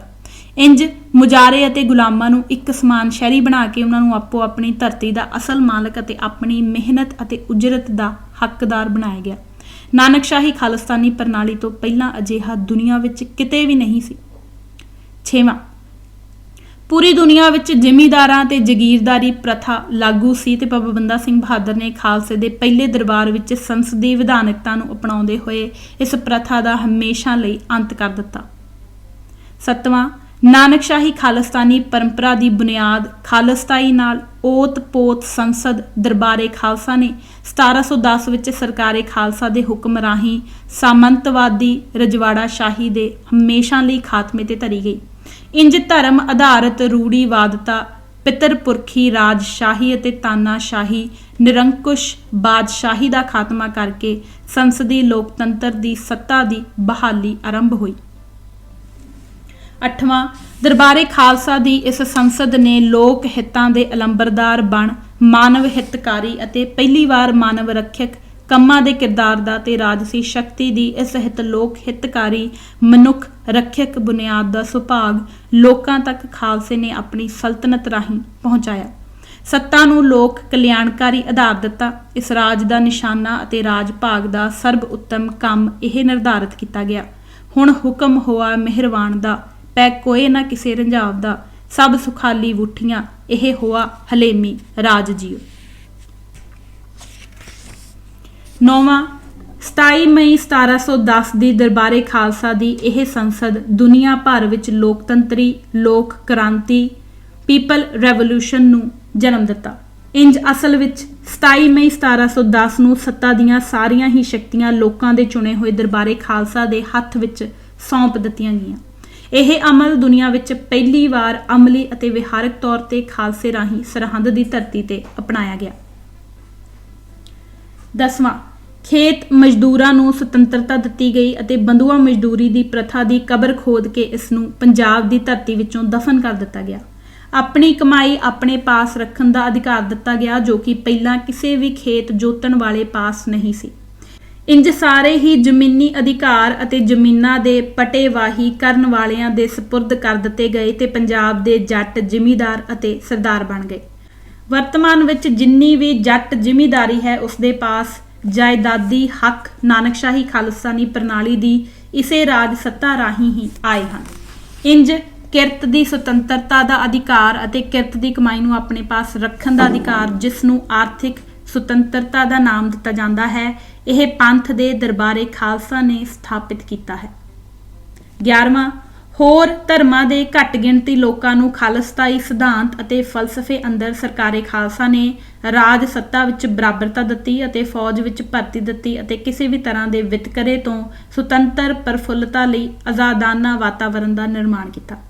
ਹਾਲਾਂਕਿ ਬਹਾਦਰ ਸ਼ਾਹ ਬਾਦਸ਼ਾਹ ਨੇ ਜਦ ਹਿੰਦੂ ਰਾਜਿਆਂ ਦੀ ਮਦਦ ਨਾਲ ਬਾਬਾ ਬੰਦਾ ਸਿੰਘ ਬਹਾਦਰ ਨੂੰ ਘੇਰਨ ਅਤੇ ਮਾਰ ਮੁਕਾਉਣ ਲਈ ਖੁਦ ਕਮਾਨ ਸੰਭਾਲ ਕੇ ਪੰਜਾਬ ਆਣ ਕੇ ਇਹ ਹੁਕਮ ਜਾਰੀ ਕੀਤਾ ਕਿ ਸਭ ਨਾਨਕ ਨਾਮ ਲੇਵਾ ਸਿੱਖਾਂ ਨੂੰ ਕਤਲ ਕਰ ਦਿੱਤਾ ਜਾਵੇ, ਜਿਹੜਾ ਹੁਕਮ ਦਸੰਬਰ 10 1710 ਈਸਵੀ ਨੂੰ ਕੈਂਪ ਨੇੜੇ ਲੋਹਗੜ੍ਹ ਨਜ਼ਦੀਕ ਸਢੌਰਾ ਤੋਂ ਸਿੱਖਾਂ ਦੇ ਖਿਲਾਫ ਇਹ ਫਰਮਾਨ ਜਾਰੀ ਕੀਤਾ ਕਿ ਜਿੱਥੇ ਵੀ ਨਾਨਕ ਦੇ ਪੁਜਾਰੀ ਮਿਲਣ ਮਾਰ ਦਿੱਤੇ ਜਾਣ।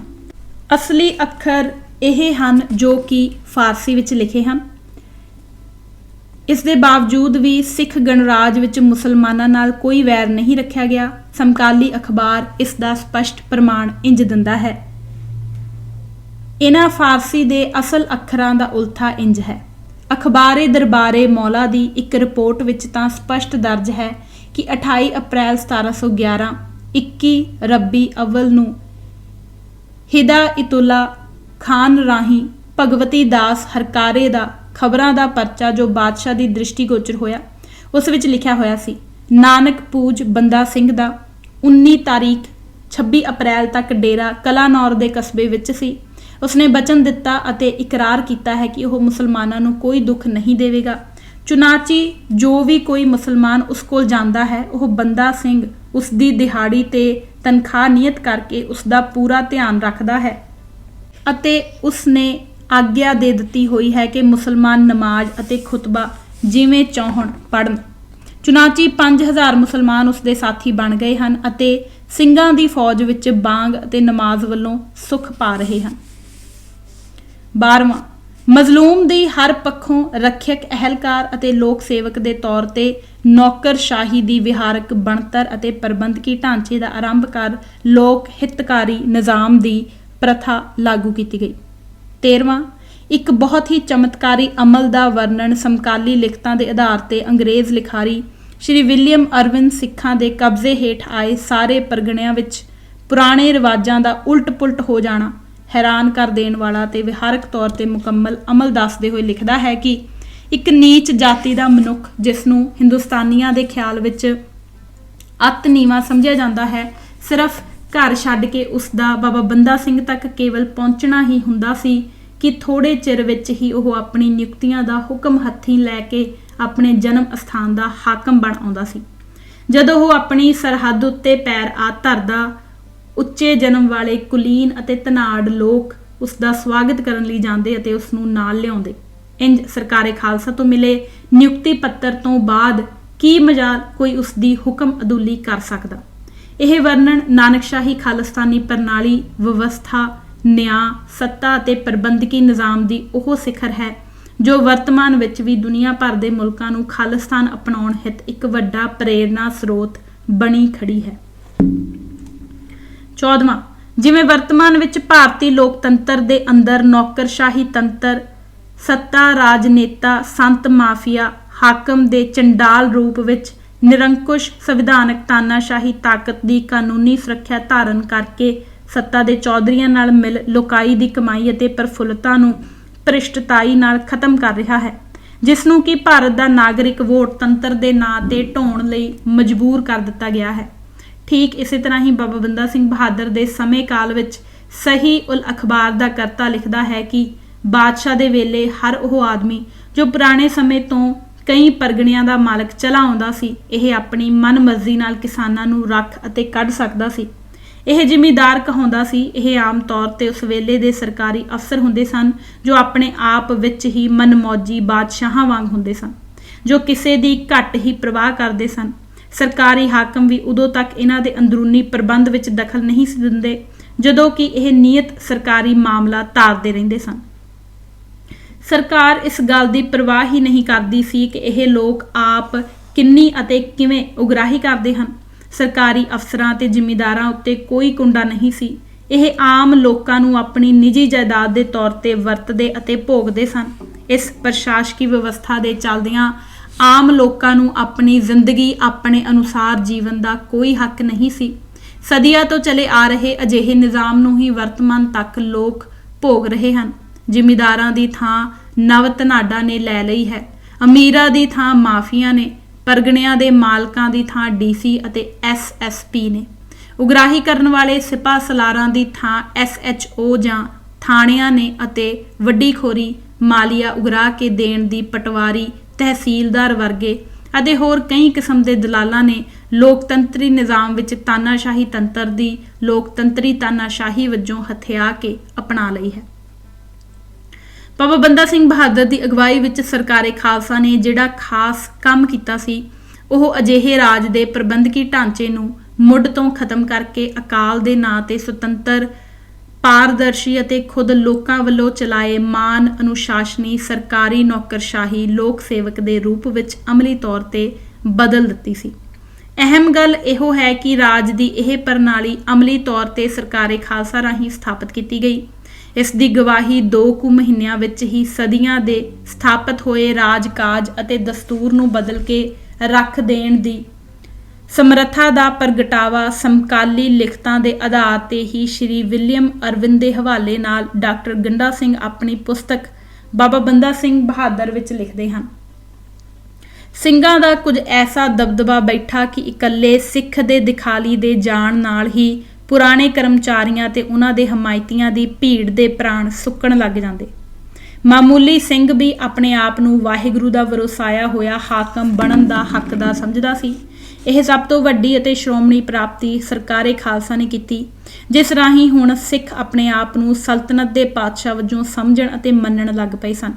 ਸ਼ਾਇਦ ਇਹੋ ਸਭ ਤੋਂ ਵੱਡੀ ਅਹਿਮ ਗੱਲ ਹੈ ਕਿ ਵਰਤਮਾਨ ਵਿੱਚ ਇਸ ਇਤਿਹਾਸ ਨੂੰ ਹਕੀਕੀ ਤੌਰ ਤੇ ਸਾਹਮਣੇ ਨਹੀਂ ਆਉਣ ਦਿੱਤਾ ਜਾ ਰਿਹਾ।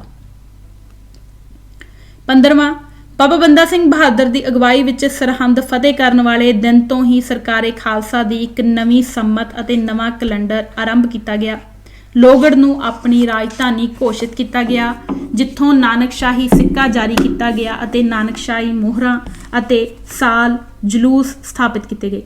ਬਾਬਾ ਬੰਦਾ ਸਿੰਘ ਬਹਾਦਰ ਨੇ ਸਭ ਕੁਝ ਇਸ ਲਈ ਕੀਤਾ ਕਿ ਸਿੰਘਾਂ ਵਿੱਚ ਤਖਤ ਦੀ ਹਾਕਮ ਧਿਰ ਮੁਗਲਾਂ ਦੀ ਸਰਕਾਰ ਤੋਂ ਸ਼੍ਰੋਮਣੀ ਹੋਣ ਦੀ ਸਪਿਰਿਟ ਪੈਦਾ ਹੋਵੇ ਅਤੇ ਉਹਨਾਂ ਦੇ ਮਨਾਂ ਤੇ ਇਹ ਗੱਲ ਉਕਰੀ ਜਾਵੇ ਕਿ ਉਹ ਗੁਰੂ ਵਰਸਾਈ ਇਸ ਪੰਜਾਬ ਦੀ ਧਰਤੀ ਦੇ ਅਸਲ ਮਾਲਕ ਹਨ।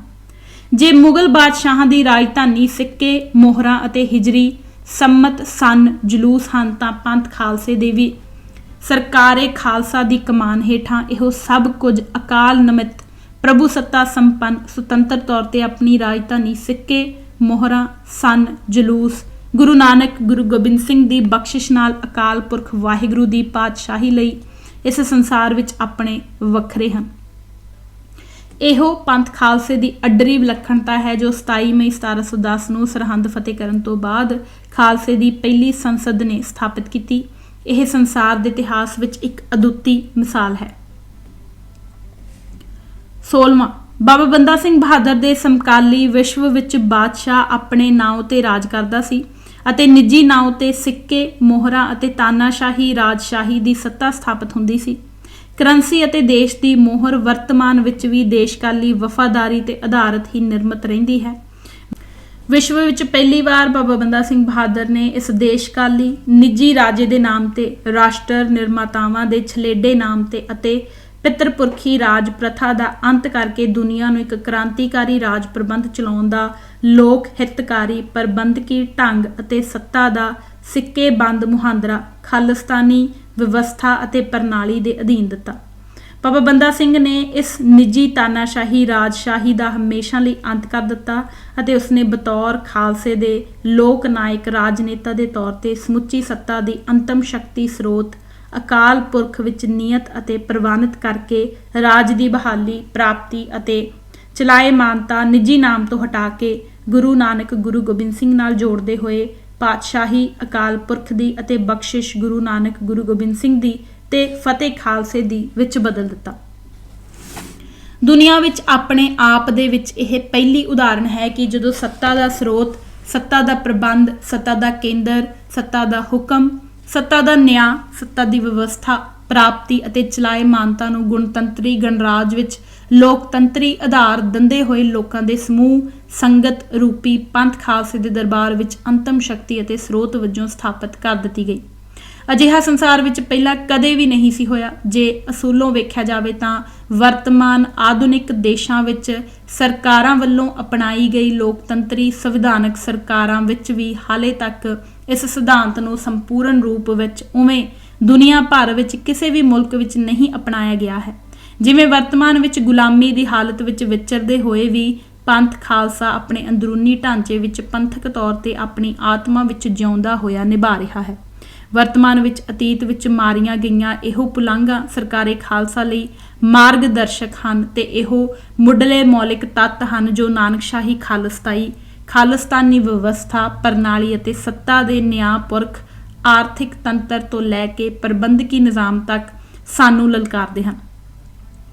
ਪੰਥ ਖਾਲਸੇ ਦੇ ਰਾਜ ਦੀ ਖਾਲਸਾਈ ਸੱਤਾ ਰਾਹੀਂ ਜਾਰੀ ਖਾਲਿਸਤਾਈ ਕਰੰਸੀ ਇਸੇ ਸੱਚ ਦਾ ਪ੍ਰਗਟਾਵਾ ਕਰਦੀ ਹੈ ਜਿਸ ਦੀ ਸਿੱਕੇਬੰਦ ਪ੍ਰਮਾਣਿਕਤਾ ਹੈ ਸਰਕਾਰੇ ਖਾਲਸਾ ਵੱਲੋਂ ਪੰਥਕ ਸੰਸਦ ਵਿੱਚ ਅਪਣਾਇਆ ਅਤੇ ਖਾਲਸੇ ਦੇ ਗਣਰਾਜ ਵੱਲੋਂ ਜਾਰੀ ਕੀਤਾ ਗਿਆ ਇਹ ਕਰੰਸੀ ਸਿੱਕਾ ਜਦਬਰ ਹਰਦੋ ਆਲਮ ਤੇਗ ਨਾਨਕ ਵਾਹਿਬ ਅਸਤ ਫਤਿਹ ਗੋਬਿੰਦ ਸਿੰਘ ਸ਼ਾਹੇ ਸ਼ਹਾਨ ਫਜ਼ਲ ਸੱਚਾ ਸਾਹਿਬ ਅਸਤ ਅਰਥਾਤ ਸਿੱਕਾ ਮਾਰਿਆ ਦੋ ਜਹਾਨ ਉੱਤੇ ਬਖਸ਼ੀਆਂ ਨਾਨਕ ਦੀ ਤੇਗ ਨੇ ਜੀ ਫਤਿਹ ਸ਼ਾਹਾਨ ਗੋਬਿੰਦ ਸਿੰਘ ਦੀ ਮੇਰਾ ਕੀਤੀਆਂ ਸੱਚੇ ਰੱਬ ਏਕ ਨੇ ਜੀ।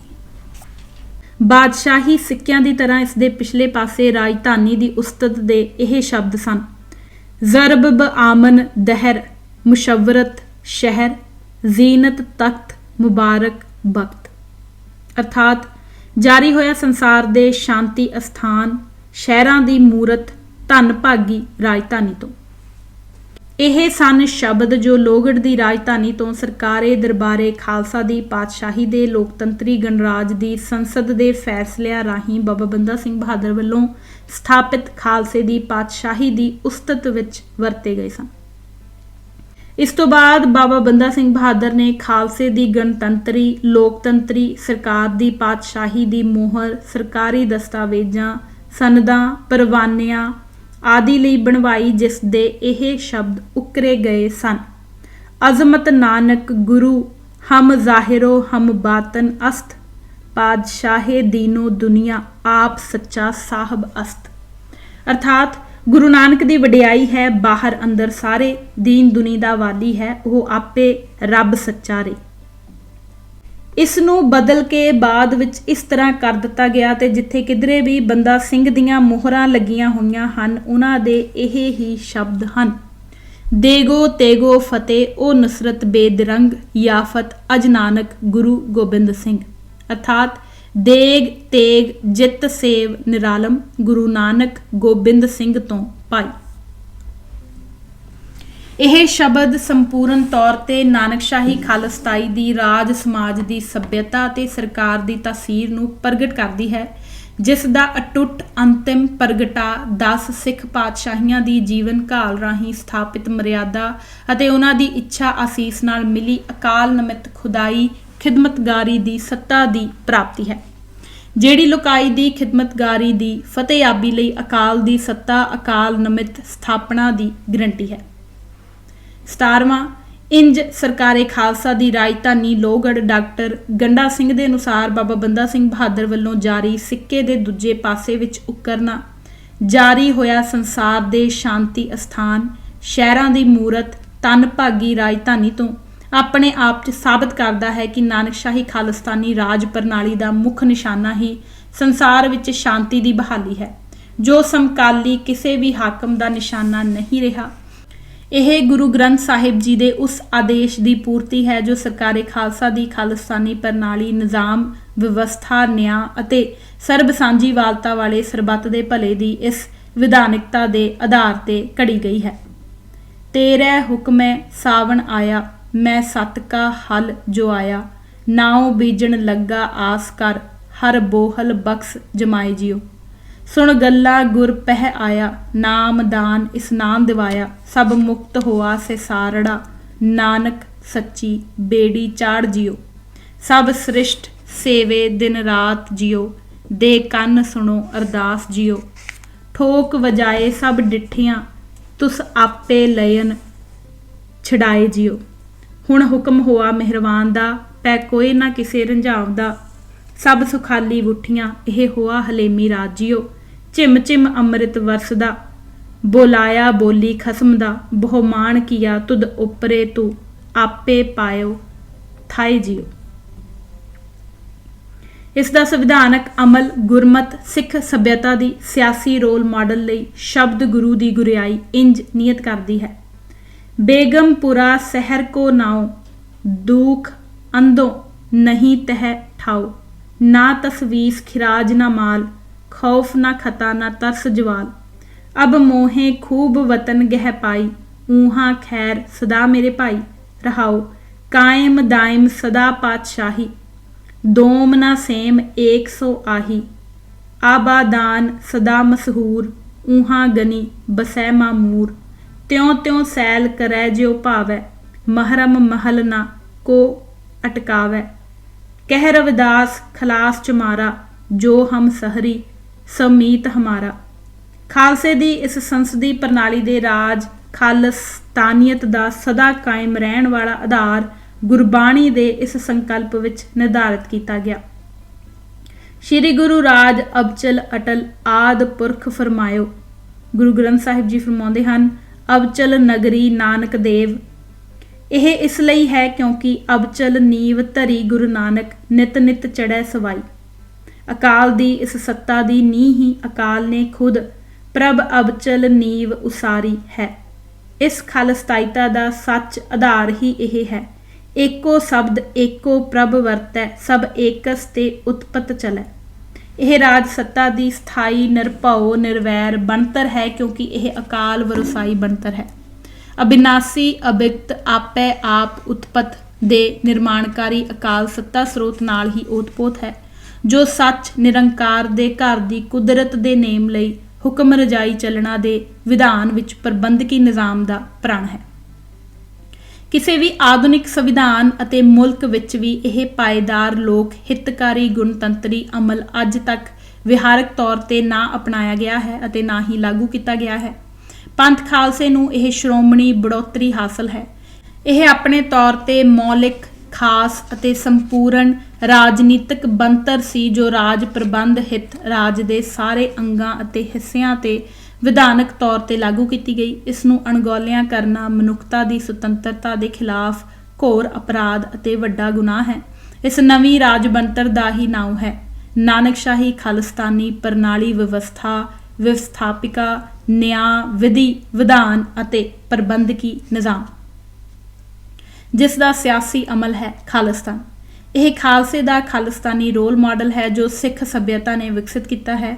ਇਸ ਲਈ ਬਾਬਾ ਬੰਦਾ ਸਿੰਘ ਬਹਾਦਰ ਦੀਆਂ ਲੋਕ ਹਿੱਤਕਾਰੀ ਦਰਬਾਰੇ ਖਾਲਸਾ ਦੇ ਰੂਪ 'ਚ ਕਾਇਮ ਸੰਸਦੀ ਪ੍ਰਣਾਲੀ ਦੇ ਖਾਲਿਸਤਾਨੀ ਗਣਰਾਜ ਨੂੰ ਸਿਰਫ ਫੌਜੀ ਕਬਜ਼ਾ ਕਹਿ ਕੇ ਜਾਂ ਬਦਲਾ ਲੈਣ ਦੀ ਕਿਰਿਆ ਦੱਸ ਕੇ ਇਤਿਹਾਸਕਾਰਾਂ ਤੇ ਹੋਰ ਵਿਦਵਾਨਾਂ ਵਾਂਗ ਝੁਠਲਾਇਆ ਤੇ ਨੀਵਾਂ ਕਰਕੇ ਨਾ ਦਿਖਲਾਇਆ ਤੇ ਲਿਆ ਜਾਵੇ।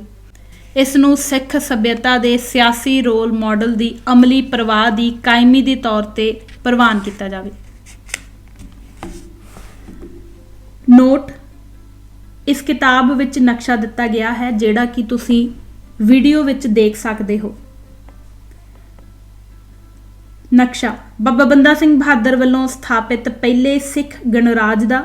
ਇਹ ਵਿਸ਼ਵ ਦਾ ਵੀ ਪਹਿਲਾ ਸੰਸਦੀ ਪ੍ਰਣਾਲੀ ਦੇ ਲੋਕਤੰਤਰੀ ਗਣਰਾਜ ਦਾ ਰਾਜਸੀ ਖਿੱਤਾ ਹੈ। ਬਾਬਾ ਬੰਦਾ ਸਿੰਘ ਬਹਾਦਰ ਵੱਲੋਂ ਸਥਾਪਿਤ ਖਾਲਸੇ ਦੇ ਖਾਲਸਤਾਈ ਰੋਲ ਮਾਡਲ ਦੀ ਸਰਕਾਰੇ ਖਾਲਸਾ ਦਾ ਪ੍ਰਬੰਧਕੀ ਨਿਜ਼ਾਮ ਅਤੇ ਸਰਬਪੱਖੀ ਪ੍ਰਭੂ ਸੱਤਾ ਸੰਪੰਨ ਵਿਸ਼ਵ ਦੇ ਪਹਿਲੇ ਲੋਕਤੰਤਰੀ ਸੰਸਦੀ ਗਣਰਾਜ ਦੀ ਸਥਾਪਨਾ ਸਾਹਮਣੇ ਦਿੱਤੇ ਨਕਸ਼ੇ ਮੁਤਾਬਕ ਪੂਰੇ ਪੰਜਾਬ ਵਿੱਚ ਦਿੱਲੀ ਦੇ ਬਾਰਡਰ ਤੋਂ ਰੋਹਤਕ, ਹਾਂਸੀ, ਹਿਸਾਰ, ਸਿਰਸਾ, ਬਠਿੰਡਾ, ਪੂਰਾ ਪਰਗਨਾ, ਦਪਾਲਪੁਰ ਨਾਲੋਂ ਕਸੂਰ, ਮਮਦੋਟ, ਫਿਰੋਜ਼ਪੁਰ, ਸਭਰਾਓਂ, ਸੁਲਤਾਨਪੁਰ, ਕਪੂਰਥਲਾ, ਕਾਦੀਆਂ, ਬਟਾਲਾ, ਗੁਰੂ ਨਾਨਕ ਪਾਤਸ਼ਾਹ ਦਾ ਵਸਾਇਆ ਕਰਤਾਰਪੁਰ, ਪਠਾਨਕੋਟ, ਜੰਮੂ, ਸਿਆਲਕੋਟ, ਵਜ਼ੀਰਾਬਾਦ ਵਿੱਚੋਂ ਦੀ ਇਸੇ ਰਾਹ ਤੋਂ ਵਾਪਸੀ ਰਾਹੀਂ ਚੰਬਾ ਤੋਂ ਮੰਡੀ, ਸ਼ਿਮਲਾ, ਨਾਹਨ ਦੇ ਉੱਪਰੋਂ ਹੁੰਦੇ ਹੋਏ ਦੇਹਰਾਦੂਨ, ਮੁਸਤਫਾਬਾਦ, ਜਗਾਦਰੀ, ਥਾਨੇਸਰ, ਸਹਾਰਨਪੁਰ, ਕਰਨਾਲ, ਪਾਨੀਪਤ, ਸੋਨੀਪਤ ਤੋਂ ਰੋਹਤਕ ਵਿਚਲੀ ਧਰਤੀ ਸਿੱਖ ਰਾਸ਼ਟਰ ਦੀ ਖਾਲਸਤਾਈ ਪਾਤਸ਼ਾਹੀ ਵਾਲੀ ਅਕਾਲ ਰਾਸ਼ਟਰੀ ਅਮਲੀ ਵਿਵਹਾਰਕ ਧਰਤੀ ਤੇ ਕੀਤੀ ਗਈ। ਸਿੱਖਾਂ ਪਾਸ ਆਪਣੀ ਸੁਤੰਤਰ ਪਾਤਸ਼ਾਹੀ ਵਾਲਾ ਨਾਨਕਸ਼ਾਹੀ ਖਾਲਸਤਾਈ ਰਾਜਨੀਤਿਕ ਪ੍ਰਬੰਧਕੀ ਨਿਜ਼ਾਮ ਵਾਲਾ ਵੱਡਾ ਖਿੱਤਾ ਆ ਚੁੱਕਾ ਸੀ। ਉਹ ਰਾਜ ਭਾਗ ਕਰ ਰਹੇ ਸਨ। ਇਸ ਦੇ ਬਾਵਜੂਦ ਵੀ ਸਿੱਖਾਂ ਵਿਚਲੀਆਂ ਉਹ ਧਿਰਾਂ ਜਿਹੜੀਆਂ ਸ਼੍ਰੀ ਦਰਬਾਰ ਸਾਹਿਬ ਅਤੇ ਮਾਝੇ ਦੇ 20 ਕਿਲੋਮੀਟਰ ਦੇ ਤਿਕੋਣ ਵਿੱਚ ਸਰਗਰਮ ਅਤੇ ਧਾਰਮਿਕ ਕੇਂਦਰਾਂ ਤੇ ਕਾਬਜ਼ ਸਨ, ਉਹ ਇਸ ਪ੍ਰਭੂਤਾ ਤੋਂ ਮੁਨਕਰ ਹੁੰਦੀਆਂ ਰਹੀਆਂ। ਉਹ ਆਪਣੀ ਪੰਥ ਖਾਲਸੇ ਦੇ ਪਹਿਲੇ ਗਣਰਾਜ ਵਿਰੁੱਧ ਕਾਰਵਾਈਆਂ ਕਰਨ ਦੀ ਸੋਚ ਤੋਂ ਉੱਭਰ ਹੀ ਨਾ ਸਕੀਆਂ। ਬੜੀ ਹੈਰਾਨਗੀ ਹੁੰਦੀ ਹੈ ਕਿ ਬਾਬਾ ਬੰਦਾ ਸਿੰਘ ਬਹਾਦਰ ਤੋਂ ਬਾਅਦ ਸਮੁੱਚਾ ਸਿੱਖ ਸੰਘਰਸ਼ ਇਸ 20 ਕਿਲੋਮੀਟਰ ਦੇ ਤਿਕੋਣ ਸ਼੍ਰੀ ਅੰਮ੍ਰਿਤਸਰ, ਤਰਨਤਾਰਨ, ਬਿਆਸ ਵਿੱਚ ਹੀ ਫਸ ਕੇ ਪੰਥ ਦੀ ਕਾਇਮ ਹੋਈ ਪਾਤਸ਼ਾਹੀ ਅਤੇ ਰਾਸ਼ਟਰੀ ਬਣਤਰ ਨੂੰ ਤਬਾਹ ਕਰਵਾਉਂਦਾ ਰਹਿੰਦਾ ਹੈ। ਇਤਿਹਾਸਕਾਰ ਇਸੇ ਤਿਕੋਣ ਵਿੱਚ 20 ਕਿਲੋਮੀਟਰ ਦੇ ਦਾਇਰੇ ਦੇ ਅੰਦਰਲੇ ਸਿੱਖ ਇਤਿਹਾਸ ਨੂੰ ਲੋੜੋਂ ਵੱਧ ਮਹੱਤਤਾ ਦੇ ਕੇ ਕੌਮ ਨੂੰ ਗੁੰਮਰਾਹ ਕਰਦੇ ਰਹੇ ਹਨ। ਇਹੋ ਇਤਿਹਾਸਕਾਰ ਅਤੇ ਵਿਦਵਾਨ ਬਾਬਾ ਬੰਦਾ ਸਿੰਘ ਬਹਾਦਰ ਦੇ ਸਥਾਪਿਤ ਕੀਤੇ ਖਾਲਸਤਾਈ ਸਿੱਖ ਰਾਜਨੀਤਿਕ ਰਾਸ਼ਟਰ ਦੇ ਰੋਲ ਮਾਡਲ ਅਧੀਨ ਦੇਸ਼ ਕਾਲ ਦਾ ਲੋੜੋਂ ਵੱਧ ਅੱਖੋਂ ਪਰੋਖੇ ਕਰ ਨਿਗੂਣੀਆਂ ਜਿਹੀਆਂ ਗੱਲਾਂ ਰਾਹੀਂ ਵਿਰੋਧ ਕਰਦੇ ਹਨ। 1708 ਤੋਂ ਲੈ ਕੇ ਬਾਬਾ ਬੰਦਾ ਸਿੰਘ ਬਹਾਦਰ ਦੀ ਸ਼ਹਾਦਤ ਤੱਕ ਦਾ ਸਮਾਂ ਕਾਲ ਗੰਭੀਰ ਖੋਜ ਮੰਗਦਾ ਹੈ। 1708 ਤੋਂ 1716 ਤੱਕ ਦੇ ਸਮੇਂ ਕਾਲ ਵਿੱਚ ਅਖੀਰ ਭਾਈ ਮਨੀ ਸਿੰਘ ਜੀ, ਮਾਤਾ ਸੁੰਦਰੀ ਜੀ, ਬਾਬਾ ਵਿਨੋਦ ਸਿੰਘ ਅਤੇ ਹੋਰ ਖਾਲਸਾਈ ਦਲਾਂ ਖਾਲਸੇ ਦੀ ਪ੍ਰਭੁਤਾ ਕਾਇਮ ਕਰਨ ਵਾਲਿਆਂ ਦਾ ਸਾਥ ਕਿਉਂ ਨਹੀਂ ਦਿੱਤਾ। ਅੰਮ੍ਰਿਤਸਰ ਤੋਂ ਕੁਝ ਕੁ ਕਿਲੋਮੀਟਰ ਦੀ ਦੂਰੀ ਤੇ ਖਾਲਸਾਈ ਗਣਰਾਜ ਸਥਾਪਿਤ ਕਰਨ ਵਾਲੇ ਗੁਰੂ ਗੋਬਿੰਦ ਸਿੰਘ ਪਾਤਸ਼ਾਹ ਵੱਲੋਂ ਵਰਸਾਏ ਉਹਨਾਂ ਸਿੰਘਾਂ ਨੂੰ ਦਰਬਾਰ ਸਾਹਿਬ ਤੋਂ ਲੰਗਰ ਅਤੇ ਰਸਦ ਕਿਉਂ ਨਹੀਂ ਭੇਜੀ। ਜਿਹੜੇ ਸਿੰਘ ਗੁਰਦਾਸ ਨੰਗਲ ਦੀ ਗੜੀ ਵਿੱਚ 8 ਮਹੀਨੇ ਦੇ ਲੰਮੇ ਘੇਰੇ ਤੋਂ ਬਾਅਦ ਦਰਖਤਾਂ ਦੇ ਸੱਕ ਪੱਤੇ ਆਪਣੇ ਮਰੇ ਹੋਏ ਘੋੜੇ ਖਾ ਕੇ ਉਡੀਕਵਾਨ ਰਹੇ, ਉਹਨਾਂ ਦੇ ਹੀ ਹਮਧਰਮੀ ਭਰਾ ਪਹੁੰਚੇ ਕਿਉਂ ਨਹੀਂ। ਇੱਥੋਂ ਤੱਕ ਕਿ ਗੁਰੂ ਗੋਬਿੰਦ ਸਿੰਘ ਜੀ ਵੱਲੋਂ ਮਿੱਥੇ ਖਾਲਿਸਤਾਨੀ ਗਣਰਾਜ ਦੇ ਨਿਸ਼ਾਨੇ ਲਈ ਜਿਉਂਦੇ ਰਹਿਣ ਅਤੇ ਦੁਸ਼ਮਣ ਫੌਜਾਂ ਨਾਲ ਲੜਨ ਹਿੱਤ ਆਪਣੇ ਹੀ ਪੱਟਾਂ ਦਾ ਕੱਚਾ ਮਾਸ ਤਾਂ ਖਾਂਦੇ ਰਹੇ। ਇਹ ਸਿਰੜ ਦੇ ਧਨੀ ਯੋਧੇ ਨਾਨਕਸ਼ਾਹੀ ਖਾਲਸਤਾਈ ਰੋਲ ਮਾਡਲ, ਜਿਸ ਨੂੰ ਮੈਂ ਖਾਲਿਸਤਾਨ ਗਣਰਾਜ ਦਾ ਸਿੱਖ ਪ੍ਰਬੰਧਕੀ ਨਿਜ਼ਾਮ ਕਹਿੰਦਾ ਹਾਂ, ਨੂੰ ਦੁਸ਼ਮਣ ਹਵਾਲੇ ਕਰਨ ਲਈ ਤਿਆਰ ਨਹੀਂ ਹੋਏ। ਸਿੱਖ ਇਤਿਹਾਸ ਨੂੰ ਇਸ ਦਾ ਸੱਚ ਉਘੇੜਨਾ ਹੀ ਪੈਣਾ ਹੈ। ਇਹਨਾਂ ਸਿੰਘਾਂ ਵਿੱਚ ਕੋਈ ਨਿੱਜੀ ਸਵਾਰਥ ਜਾਂ ਗੁਰਦੁਆਰਿਆਂ ਦੀ ਚੌਧਰ ਤੇ ਗੋਲਕ ਦਾ ਲਾਲਚ ਨਹੀਂ ਸੀ। ਇਹ ਉਹ ਸਿੱਖ ਕੌਮੀਅਤਾਂ ਦੇ ਰਾਸ਼ਟਰੀ ਨਾਇਕ ਸਨ ਜਿਹੜੇ ਸਿਰਫ ਤੇ ਸਿਰਫ ਸਿੱਖ ਰਾਸ਼ਟਰ ਦੇ ਰੋਲ ਮਾਡਲ ਦੇ ਸ਼ਦਾਈ ਸਨ। ਪੰਥ ਖਾਲਸੇ ਦੇ ਰਾਸ਼ਟਰੀ ਖਿੱਤੇ ਅਤੇ ਉਸ ਧਰਤੀ ਨੂੰ ਆਪਣੀਆਂ ਜਾਨਾਂ ਵਾਰ ਕੇ ਵੀ ਦੁਬਾਰਾ ਗੁਲਾਮ ਬਣਾਉਣ ਲਈ ਤਿਆਰ ਨਹੀਂ ਸਨ, ਜਿਸ ਧਰਤੀ ਤੇ ਉਹਨਾਂ ਅਕਾਲ ਪਾਤਸ਼ਾਹੀ ਦੀ ਖਾਲਸਤਾਈ ਸੱਤਾ ਦਾ ਹੁਕਮੀ ਵਰਤਾਰਾ ਕਰ ਦਿੱਤਾ ਸੀ, ਜੋ ਹੁਣ ਪੰਥ ਖਾਲਸੇ ਦੀ ਸਰਕਾਰੇ ਖਾਲਸਾ ਦੇ ਅਧੀਨ ਸਿੱਖ ਕੌਮੀਅਤਾਂ ਦੀ ਰਾਸ਼ਟਰੀ ਦੇਸ਼ਕਾਲੀ ਅਜਿਹੀ ਪਹਿਚਾਣ ਸੀ ਜਿਸ ਨੇ ਦੁਨੀਆ ਨੂੰ ਪਹਿਲਾ ਗੁਣਤੰਤਰੀ ਲੋਕਤੰਤਰ ਦਾ ਰੋਲ ਮਾਡਲ ਬਤੌਰ ਖਾਲਸਤਾਈ ਨਾਨਕਸ਼ਾਹੀ ਵਤਨ ਦੇ ਤੌਰ ਤੇ ਦਿੱਤਾ ਸੀ। ਇਹਨਾਂ ਸੂਰਬੀਰ ਇਰਾਦੇ ਦੇ ਪੱਕੇ ਅਤੇ ਅਟਲ ਸਿੰਘਾਂ ਨੇ ਹੀ ਖਾਲਸਤਾਈ ਵਤਨ ਪ੍ਰਗਟ ਕੀਤਾ ਹੈ। ਖਾਲਸੇ ਦੀ ਪ੍ਰਭੂ ਸੱਤਾ ਸੰਪੰਨ ਸੁਤੰਤਰ ਖਾਲਿਸਤਾਨੀ ਗਣਰਾਜ ਦੇ ਪ੍ਰਬੰਧਕੀ ਨਿਜ਼ਾਮ ਦਾ ਰਾਜਨੀਤਿਕ ਪ੍ਰਗਟਾ ਜਾਗੂਕ ਸਿੰਘਾਂ ਨੇ ਬਾਬਾ ਬੰਦਾ ਸਿੰਘ ਜੀ ਬਹਾਦਰ ਦੀ ਅਗਵਾਈ ਵਿੱਚ ਸੰਭਵ ਬਣਾ ਲਾਗੂ ਕਰ ਦਿੱਤਾ। ਸਿੱਖੀ ਮੌਲਿਕ ਰਾਜ ਸੱਤਾ ਦੀ ਪ੍ਰਭੁਤਾ ਵਿੱਚ ਕੇਸਰੀ ਨਿਸ਼ਾਨ ਅਤੇ ਰਣਜੀਤ ਨਗਾਰੇ ਦੀ ਗਰਜਣਾ ਗੱਜਣ ਲੱਗ ਪਈ। ਦਿੱਲੀ ਵਿਖੇ ਕੁਤਬ ਮੀਨਾਰ ਦੇ ਨੇੜੇ ਗੁਰਦਾਸ ਨੰਗਲ ਦੀ ਗੜੀ ਵਿੱਚੋਂ ਫੜੇ ਗਏ ਬਾਬਾ ਬੰਦਾ ਸਿੰਘ ਬਹਾਦਰ ਦੇ ਨਾਲ ਉਹਨਾਂ ਦੇ ਬੇਟੇ, ਉਹਨਾਂ ਦੀ ਪਤਨੀ ਅਤੇ ਬਾਕੀ ਦੇ ਸਿੱਖ ਜਰਨੈਲ ਜਿਵੇਂ ਬੋਟੀ ਕਰਕੇ ਸ਼ਹੀਦ ਕੀਤੇ ਗਏ, ਉਸ ਦੀ ਗਵਾਹੀ ਦੁਸ਼ਮਣ ਦੀ ਕਲਮ ਭਰਦੀ ਹੈ। ਉਹਨਾਂ ਨੇ ਇਸ ਸ਼ਹਾਦਤ ਨੂੰ ਖਾਲਸਤਾਈ ਰੋਲ ਮਾਡਲ ਦੀ ਸਰਕਾਰੇ ਖਾਲਸਾ ਲਈ ਖਿੜੇ ਮੱਥੇ ਪ੍ਰਵਾਨ ਕੀਤੀ ਮੌਤ ਨਾਲ ਤੁਲਨਾ ਕੀਤੀ ਹੈ। ਇੱਕ ਲਾ ਮਿਸਾਲ ਖਾਲਿਸਤਾਨੀ ਗਣਰਾਜ ਦੇ ਸ਼ਾਂਤਮਈ ਸ਼ਹਾਦਤਾਂ ਦੇ ਸਿਧਾਂਤ ਅਤੇ ਮਤ ਨੂੰ ਦਸਤਾਵੇਜੀ ਵਾਕਿਅਤ ਦੀ ਫਰੇਮ ਦਰ ਫਰੇਮ ਫਿਲਮ ਵਜੋਂ ਸਥਾਪਿਤ ਕਰ ਜਾਂਦੇ ਹਨ। ਇਸ ਸਾਕਸ਼ਾਤ ਫਿਲਮ ਦੇ ਸਦਾਬਹਾਰ ਅਤੇ ਹਮੇਸ਼ਾ ਜਿਉਂਦੇ ਰਹਿਣ ਵਾਲੇ ਜਾਂਬਾਜ਼ ਸ਼ਹੀਦ ਹੀਰੋ ਹਨ ਸੂਬਾ ਸਰਹੰਦ ਦੇ ਪਹਿਲੇ ਸਿੱਖ ਰਾਸ਼ਟਰ ਦੇ ਗਵਰਨਰ ਸਰਦਾਰ ਬਾਜ ਸਿੰਘ, ਭਾਈ ਫਤਿਹ ਸਿੰਘ ਅਤੇ ਭਾਈ ਆਲੀ ਸਿੰਘ, ਭਾਈ ਬਖਸ਼ੀ ਗੁਲਾਬ ਸਿੰਘ ਅਤੇ ਬੰਦਾ ਬਹਾਦਰ ਦਾ ਲਗਭਗ 4 ਸਾਲਾ ਪੁੱਤਰ ਅਜੇ ਸਿੰਘ ਆਦਿ। ਸਿਅਰਲ ਮੁਤਾਖਿਰੀਨ ਦਾ ਕਰਤਾ ਗੁਲਾਮ ਹੁਸੈਨ ਖਾਨ ਆਪਣੇ ਸਾਹਮਣੇ ਵਾਪਰੇ ਵਾਕਿਆਤ ਨੂੰ ਖੁਦ ਕਲਮਬੱਧ ਕਰਦਾ ਹੈ। ਇਹ ਵਾਕਿਆਤ ਉਸ ਵੇਲੇ ਕਈ ਯੂਰਪੀਅਨ ਨਾਗਰਿਕਾਂ ਤੇ ਈਸਟ ਇੰਡੀਆ ਕੰਪਨੀ ਦੇ ਏਜੰਟਾਂ ਮਿਸਟਰ ਜੌਨ ਸਰਮਨ ਅਤੇ ਐਡਵਰਡ ਸਟੀਫਨਸਨ ਨੇ ਆਪਣੀ ਚਿੱਠੀ 10 ਮਾਰਚ 1716 ਪਿੱਠ ਅੰਕਣ ਨੂੰ 12 ਵਿੱਚ ਵੀ ਅੱਖੀ ਡਿੱਠਾ ਹਾਲ ਬ੍ਰਿਟੇਨ ਦੀ ਮਹਾਰਾਣੀ ਨੂੰ ਲਿਖਿਆ ਹੈ। ਬਾਬਾ ਸਰੂਪ ਦਾਸ ਨੇ ਵੀ ਮਹਿਮਾ ਪ੍ਰਕਾਸ਼ ਵਿੱਚ ਕਈ ਪ੍ਰਸੰਗ ਦਿੱਤੇ ਹਨ। ਇਹ ਇਤਿਹਾਸਕ ਵਰਤਾਂਤ ਗੰਭੀਰ ਪੜਚੋਲ ਤੋਂ ਬਾਅਦ ਸੱਚ ਦੇ ਰੂਬਰੂ ਆਉਣ ਲਈ ਹਾਲੇ ਵਿਰਾਸਤੀ ਪੰਨਿਆਂ ਵਿੱਚ ਸੁਰੱਖਿਅਤ ਪਿਆ ਹੈ। ਸਿੱਖ ਵਿਦਵਾਨ ਖਾਸ ਤੌਰ ਜਿਹੜੀ ਗੱਲ ਪਾਸਾ ਵੱਟੀ ਫਿਰਦਾ ਹੈ ਉਹ ਸਮਝਣ ਵਾਲੀ ਇਹ ਹੈ ਕਿ ਪਹਿਲਾ, ਉਸ ਵੇਲੇ ਵੀ ਸਿੱਖਾਂ ਵਿੱਚ ਸਰਕਾਰੀ ਛਤਰ ਛਾਇਆ ਹੇਠ ਆਪਣੇ ਸਵਾਰਥਾਂ ਦੀ ਪੂਰਤੀ ਕਰਨ ਵਾਲੇ ਧੜੇ। ਦੂਜਾ, ਲਾਹੌਰ ਦਰਬਾਰ ਤੋਂ ਖਿੱਲਤਾਂ ਅਤੇ ਬਖਸ਼ਿਸ਼ਾਂ ਲੈਣ ਵਾਲੇ ਧੜੇ। ਤੀਜਾ, ਦਿੱਲੀ ਦਰਬਾਰ ਤੋਂ ਵਿਸ਼ੇਸ਼ ਹੱਕ ਅਤੇ ਹਕੂਕ ਲੈਣ ਵਾਲੇ ਧੜੇ। ਚੌਥਾ, ਸ਼ਾਹੀ ਦਰਬਾਰ ਤੋਂ ਸਰਦਾਰੀਆਂ, ਨੌਕਰੀਆਂ, ਪਰਗਣੇ ਲੈਣ ਵਾਲੇ ਧੜੇ ਕਾਇਮ ਅਤੇ ਸਰਗਰਮ ਸਨ। ਇਹ ਇਤਨੇ ਜ਼ਿਆਦਾ ਪ੍ਰਭਾਵੀ ਸਨ ਕਿ ਸ਼੍ਰੀ ਦਰਬਾਰ ਸਾਹਿਬ ਦਾ ਕੰਟਰੋਲ ਇਹਨਾਂ ਪਾਸ ਸੀ। ਦੂਜੇ ਬੰਨੇ ਮਾਝੇ ਦਾ ਕੰਟਰੋਲ ਵੀ ਇਹਨਾਂ ਨੂੰ ਹੀ ਲਾਹੌਰ ਦਰਬਾਰ ਵੱਲੋਂ ਸੌਂਪਿਆ ਗਿਆ ਸੀ। ਬਾਬਾ ਬੰਦਾ ਸਿੰਘ ਵੱਲੋਂ ਪਹਿਲੇ ਖਾਲਿਸਤਾਨੀ ਗਣਰਾਜੀ ਖਿੱਤੇ ਨੂੰ ਮੁੜ ਸਾਮਰਾਜੀ ਬਣਤਰ ਵਿੱਚ ਲਿਆਉਣ ਲਈ ਅਜਿਹੇ ਹੀ ਸਿੱਖ ਸਰਦਾਰਾਂ ਵੱਲੋਂ ਅਪਣਾਈ ਗਈ ਭੂਮਿਕਾ ਤੇ ਖੋਜ ਹੋਣੀ ਚਾਹੀਦੀ ਹੈ। ਬਾਬਾ ਬੰਦਾ ਸਿੰਘ ਬਹਾਦਰ ਨੂੰ ਇਹਨਾਂ ਨੇ ਹੀ ਲਾਹੌਰ ਤੇ ਹਮਲਾ ਕਰਨ ਤੋਂ ਰੋਕਿਆ। ਲਾਹੌਰ ਦਰਬਾਰ ਵੱਲੋਂ ਖਰੀਦੇ ਜਾ ਚੁੱਕੇ ਸਿੱਖ ਜਰਨੈਲਾਂ ਸਦਕਾ ਹੀ ਲਾਹੌਰ ਵਿਖੇ ਖਾਲਿਸਤਾਨੀ ਗਣਰਾਜ ਦਾ ਕੇਸਰੀ ਨਿਸ਼ਾਨ ਨਹੀਂ ਝੂਲ ਸਕਿਆ। ਇਹਨਾਂ ਹੀ ਸਰਗਰਮ ਜਰਨੈਲਾਂ ਸਦਕਾ ਗੁਰਦਾਸ ਨੰਗਲ ਦੀ ਗੜੀ ਵਿੱਚ ਘਰੇ ਗੁਰੂ ਗੋਬਿੰਦ ਸਿੰਘ ਸਾਹਿਬ ਜੀ ਦੇ ਵਰਸਾਏ ਸਿੰਘਾਂ ਦੀ ਸਹਾਇਤਾ ਨਹੀਂ ਕੀਤੀ ਗਈ, ਸਗੋਂ ਮਿੱਥ ਕੇ ਇਹਨਾਂ ਨੂੰ ਮੌਤ ਦੇ ਮੂੰਹ ਵਿੱਚ ਸਰਕਾਰੀ ਸ਼ਹਿ ਪ੍ਰਾਪਤ ਸਿੱਖਾਂ ਨੇ ਹੀ ਧੱਕਿਆ। ਜਿਵੇਂ ਦੁਸ਼ਮਣ ਸਰਕਾਰਾਂ ਕਰਦੀਆਂ ਹਨ, ਇਹਨਾਂ ਨਾਲ ਵੀ ਉਹੀ ਹੋਇਆ। ਆਪਣਾ ਬੁੱਤਾ ਸਾਰਨ ਤੋਂ ਬਾਅਦ ਮੁਗਲ ਹਾਕਮਾਂ ਨੇ ਇਹਨਾਂ ਸਾਰਿਆਂ ਨੂੰ ਵੀ ਸ਼ਹੀਦ ਕਰ ਦਿੱਤਾ। ਸਵਾਲ ਬੜਾ ਅਹਿਮ ਹੈ ਕਿ ਪਹਿਲਾਂ ਗੱਦਾਰੀਆਂ ਕਰਨ ਤੋਂ ਬਾਅਦ ਫੇਰ ਸ਼ਹਾਦਤਾਂ ਦਾ ਜਾਮ ਪੀ ਲੈਣ ਨਾਲ ਕੌਮਾਂ ਦੀ ਹੋਣੀ ਕਦੇ ਵੀ ਆਪਣੇ ਸਿਖਰ ਤੇ ਨਹੀਂ ਪਹੁੰਚਦੀ। ਇਹ ਸਮਾਂ ਕਾਲ ਅਤੇ ਇਸ ਸਮੇਂ ਦਾ ਸਿੱਖ ਇਤਿਹਾਸ ਇਸ ਦੀ ਸਪਸ਼ਟ ਗਵਾਹੀ ਭਰਦਾ ਹੈ। ਸ਼ਹਾਦਤਾਂ ਦਾ ਸਤਿਕਾਰ ਹੈ ਅਤੇ ਹੋਣਾ ਚਾਹੀਦਾ ਹੈ, ਪਰ ਇਸ ਨਾਲ ਕੌਮਾਂ ਦੇ ਸਮੇਂ ਸਿਰ ਨਾ ਚੁੱਕੇ ਗਏ ਫੈਸਲਾਕੁਨ ਕਦਮਾਂ ਨਾਲ ਹੋਇਆ ਕੌਮੀ ਨੁਕਸਾਨ ਕਦੇ ਵੀ ਪੂਰਾ ਨਹੀਂ ਹੁੰਦਾ। ਹਾਂ, ਵਿਅਕਤੀ ਵਿਸ਼ੇਸ਼ ਆਪਣੀ ਸ਼ਹਾਦਤ ਸਦਕਾ ਆਪਣੀ ਗਲਤੀ ਦਾ ਪਛਤਾਤਾਪ ਕਰ ਜਾਂਦਾ ਹੈ, ਪਰ ਇਹ ਵਿਅਕਤੀ ਵਿਸ਼ੇਸ਼ ਲਈ ਹੀ ਲਾਹੇਵੰਦ ਰਹਿ ਜਾਂਦਾ ਹੈ। ਕੌਮਾਂ ਨੂੰ ਇਸ ਦਾ ਫਾਇਦਾ ਇਤਿਹਾਸਕ ਅਤੇ ਦ੍ਰਿੜਤਾ ਦੇ ਕਾਰਨਾਮੇ ਦੇ ਉਦਾਹਰਣ ਪੱਖ ਤੋਂ ਤਾਂ ਹੁੰਦਾ ਹੈ, ਪਰ ਕੌਮੀ ਨਿਰਮਾਣ ਦੇ ਪੱਖ ਤੋਂ ਜਿਹੜਾ ਸਮਾਂ ਤੇ ਮੌਕਾ ਖੁੰਝਾ ਦਿੱਤਾ ਜਾਂਦਾ ਹੈ, ਉਹ ਕੌਮਾਂ ਨੂੰ ਕਈ ਦਸ਼ਕ ਪਿਛਾਂਹ ਨੂੰ ਧੱਕ ਦਿੰਦਾ ਹੈ। ਇਸ ਨੁਕਸਾਨ ਦਾ ਮਾਪ ਕਰਨਾ ਮੁਸ਼ਕਲ ਹੈ। ਅਜਿਹਾ ਸਿੱਖ ਕੌਮ ਨੇ ਬਹੁਤ ਵਾਰ ਭੁਗਤਿਆ ਹੈ ਤੇ ਵਰਤਮਾਨ ਵਿੱਚ ਵੀ ਭੁਗਤ ਰਹੀ ਹੈ, ਜਿਸ ਤੇ ਨਿਰਪੱਖ ਵਿਸ਼ਲੇਸ਼ਣ ਅਤੇ ਖੋਜ ਹੋਣੀ ਚਾਹੀਦੀ ਹੈ।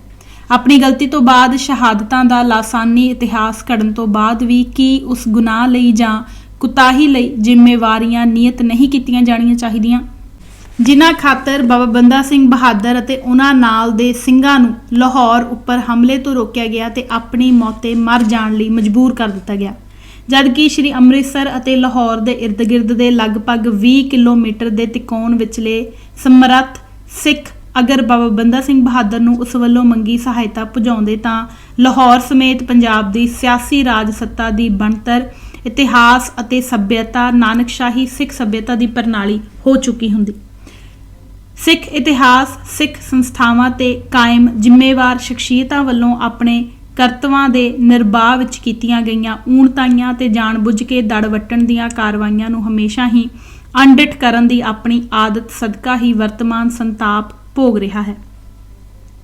ਅਜਿਹੀਆਂ ਰੁਚੀਆਂ ਤੇ ਮਨੋਬਿਰਤੀਆਂ ਨੂੰ ਰੋਕਣਾ ਹੀ ਪੈਣਾ ਹੈ। ਸ਼ਹਾਦਤਾਂ ਦਾ ਸਤਿਕਾਰ ਹੈ, ਪਰ ਕਰਤਵਾਂ ਦੇ ਨਿਰਬਾਹ ਨੂੰ ਭੁੱਲ ਜਾਣਾ ਤੇ ਜਾਣਬੁੱਝ ਕੇ ਦੜਵੱਟ ਪੰਥ ਨੂੰ ਧੜੇਬੰਦੀ ਕਰਕੇ ਤਬਾਹ ਕਰਵਾਉਣ ਦੀਆਂ ਕੋਝੀਆਂ ਕਾਰਵਾਈਆਂ ਵਿੱਚ ਸ਼ਾਮਲ ਹੋਣਾ ਕਿ ਪੰਥ ਨੂੰ ਦਿੱਤੀ ਜਾਂਦੀ ਹਾਰ ਨੂੰ ਪੰਥ ਖਾਲਸਾ ਕਿਸ ਆਧਾਰ ਤੇ ਮੁਆਫ ਕਰ ਸਕਦਾ ਹੈ। ਅਜਿਹੇ ਦਿਸ਼ਾ ਨਿਰਦੇਸ਼ ਅਤੇ ਮਰਿਆਦਾ ਹਾਲੇ ਪੰਥ ਵਿੱਚ ਕਾਇਮ ਨਹੀਂ ਕੀਤੀ ਗਈ ਹੈ। ਇਹੋ ਵਜ੍ਹਾ ਹੈ ਕਿ ਸਿੱਖ ਗਿਆਨੀ ਜੈਲ ਸਿੰਘ, ਬੂਟਾ ਸਿੰਘ ਆਦਿ ਨੂੰ ਵੀ ਮੁਆਫ ਕਰੀ ਜਾਂਦੇ ਹਨ। ਤਾਂ ਫਿਰ ਸਵਾਲ ਬੜਾ ਸਿੱਧਾ ਹੈ ਕਿ ਫਿਰ ਸ਼੍ਰੀਮਤੀ ਇੰਦਰਾ ਗਾਂਧੀ ਨੂੰ ਵੀ ਕਿ ਸਿੱਖ ਮੁਆਫ ਕਰ ਦੇ? ਅਗਰ ਹਾਂ ਤਾਂ ਫਿਰ ਠੀਕ ਹੈ, ਅਗਰ ਨਹੀਂ ਤਾਂ ਫਿਰ ਇਹਨਾਂ ਨੂੰ ਕਿਸ ਆਧਾਰ ਤੇ ਮੁਆਫ ਕੀਤਾ ਗਿਆ? ਅਜਿਹੀਆਂ ਸੱਜਣੀਆਂ ਅਤੇ ਵਿਰਸੇ ਵਿਚਲੀਆਂ ਬਹੁਤ ਸਾਰੀਆਂ ਉਦਾਹਰਨਾਂ ਹਨ। ਧਰਮ ਯੁੱਧ ਮੋਰਚੇ ਦੀ ਅਰਦਾਸ ਤੇ ਨਾ ਨਿਭਣ ਵਾਲੇ, ਆਨੰਦਪੁਰ ਦੇ ਮਤੇ ਦੀ ਅਰਦਾਸ ਤੇ ਨਾ ਨਿਭਣ ਵਾਲੇ, ਪਾਰਲੀਮੈਂਟ ਵਿੱਚ ਚੁਣ ਕੇ ਜਾਣ ਦੇ ਬਾਵਜੂਦ ਵੀ ਖਾਲਿਸਤਾਨ ਦੀ ਗੱਲ ਨਾ ਕਰਨ ਵਾਲੇ ਅਤੇ ਜਿਨ੍ਹਾਂ ਖਾਲਿਸਤਾਨ ਨੂੰ ਮਾਨਤਾ ਦਿਲਵਾ ਦਿੱਤੀ ਉਹਨਾਂ ਨੂੰ ਨਾ ਸਵੀਕਾਰਨ ਵਾਲੇ ਆਦਿ ਨੂੰ ਕੌਮੀ ਧਰਾਤਲ ਤੇ ਹਿਮਾਇਤ ਕਰੀ ਜਾਣੀ ਕੌਮਾਂ ਲਈ ਹਾਰ ਦਾ ਹੀ ਸਬੱਬ ਬਣਦੀਆਂ ਹਨ। ਇਸ ਤੇ ਵਿਰਸੇ ਵਿੱਚੋਂ ਹੀ ਹੁਣ ਤੱਕ ਝਾਤ ਮਾਰਨ ਦੀ ਅਤੇ ਆਪਣੀ ਇੱਕ ਮਰਿਆਦਾ ਨਿਯਤ ਕਰ ਉਸ ਦੇ ਪਾਲਣ ਕਰਨ ਦੀ ਬੜੀ ਗੰਭੀਰ ਲੋੜ ਹੈ, ਕਿਉਂਕਿ ਵਰਤਮਾਨ ਵਿੱਚ ਵੀ ਸ਼ਹੀਦੀਆਂ ਲੱਖਾਂ ਦੀ ਗਿਣਤੀ ਵਿੱਚ ਮੰਨੀਆਂ ਜਾਂਦੀਆਂ ਹਨ। ਪ੍ਰਾਪਤੀ ਦਾ ਕਿਤੇ ਕੁਝ ਪਤਾ ਨਹੀਂ। ਬਾਬਾ ਬੰਦਾ ਸਿੰਘ ਬਹਾਦਰ ਦੇ ਕਾਇਮ ਕੀਤੇ ਪ੍ਰਭੂ ਸੱਤਾ ਸੰਪੰਨ ਸਿੱਖ ਗਣਰਾਜ ਦੇ ਨਕਸ਼ੇ ਵਾਲੇ ਖਿੱਤੇ ਵਿੱਚ 1718 ਤੋਂ ਬਾਅਦ ਬਾਬਾ ਆਲਾ ਸਿੰਘ ਬਰਨਾਲੇ ਨੂੰ ਆਪਣੀ ਰਾਜਧਾਨੀ ਬਣਾ ਕੇ ਸਮੁੱਚੇ ਖਾਲਿਸਤਾਨੀ ਗਣਰਾਜ ਨੂੰ ਆਪਣੇ ਸਖਸ਼ੀ ਰਾਜ ਵਿੱਚ ਬਦਲਣਾ ਆਰੰਭ ਲੈਂਦਾ ਹੈ। ਇਸ ਦੀ ਖਾਸ ਵਜ੍ਹਾ ਇਹੋ ਸੀ ਕਿ ਸਿੱਖਾਂ ਵਿਚਲੀਆਂ ਸਵਾਰਥੀ ਅਤੇ ਨਿੱਜ ਪ੍ਰਸਤ ਹਉਮੈਗ੍ਰਸਤ ਤਾਕਤਾਂ ਨੇ ਪੰਥਕ, ਪੰਚਾਇਤੀ ਅਤੇ ਸੰਸਦੀ ਪ੍ਰਣਾਲੀ ਦਾ ਮਿੱਥ ਕੇ ਭੋਗ ਪਵਾਇਆ। ਬਾਅਦ ਵਿੱਚ ਹੰਨੇ ਮੀਰੀ ਦੇ ਸਿਰਲੱਥ ਯੋਧਿਆਂ ਨੂੰ ਆਪਣਾ ਸਮਰਥਨ ਦੇ ਕੇ ਸਖਸ਼ੀ ਖਿੱਤਿਆਂ ਵਿੱਚ ਬਦਲ ਦਿੱਤਾ। ਇਹੋ ਵਜ੍ਹਾ ਹੈ ਕਿ 1725 ਵਿੱਚ ਬਾਬਾ ਬੰਦਾ ਸਿੰਘ ਬਹਾਦਰ ਵੱਲੋਂ ਸਥਾਪਿਤ ਕੀਤੇ ਗਏ ਪੰਥ ਖਾਲਸੇ ਦੇ ਸਰਕਾਰੇ ਖਾਲਸਾ ਦੇ ਨਿਜ਼ਾਮ ਥੱਲੇ ਦਾ ਸਾਰਾ ਭੂਗੋਲਿਕ ਖਿੱਤਾ ਮੁਹੰਮਦ ਸ਼ਾਹ ਰਾਜਸੀ ਖਿਤਾਬ ਵਜੋਂ ਬਾਬਾ ਆਲਾ ਸਿੰਘ ਦੇ ਹਵਾਲੇ ਕਰ ਦਿੰਦਾ ਹੈ। ਬਾਬਾ ਆਲਾ ਸਿੰਘ ਨੂੰ ਇਹ ਖਿਤਾਬ ਮੁਹੰਮਦ ਸ਼ਾਹ ਦੀ ਛਤਰ ਅਧੀਨ ਆਉਣ ਤੇ ਉਸ ਦੀ ਸਹਾਇਤਾ ਕਰਨ ਲਈ ਬਤੌਰ ਨਿਵਾਜਣ ਵਜੋਂ ਦਿੱਤਾ ਜਾਂਦਾ ਹੈ।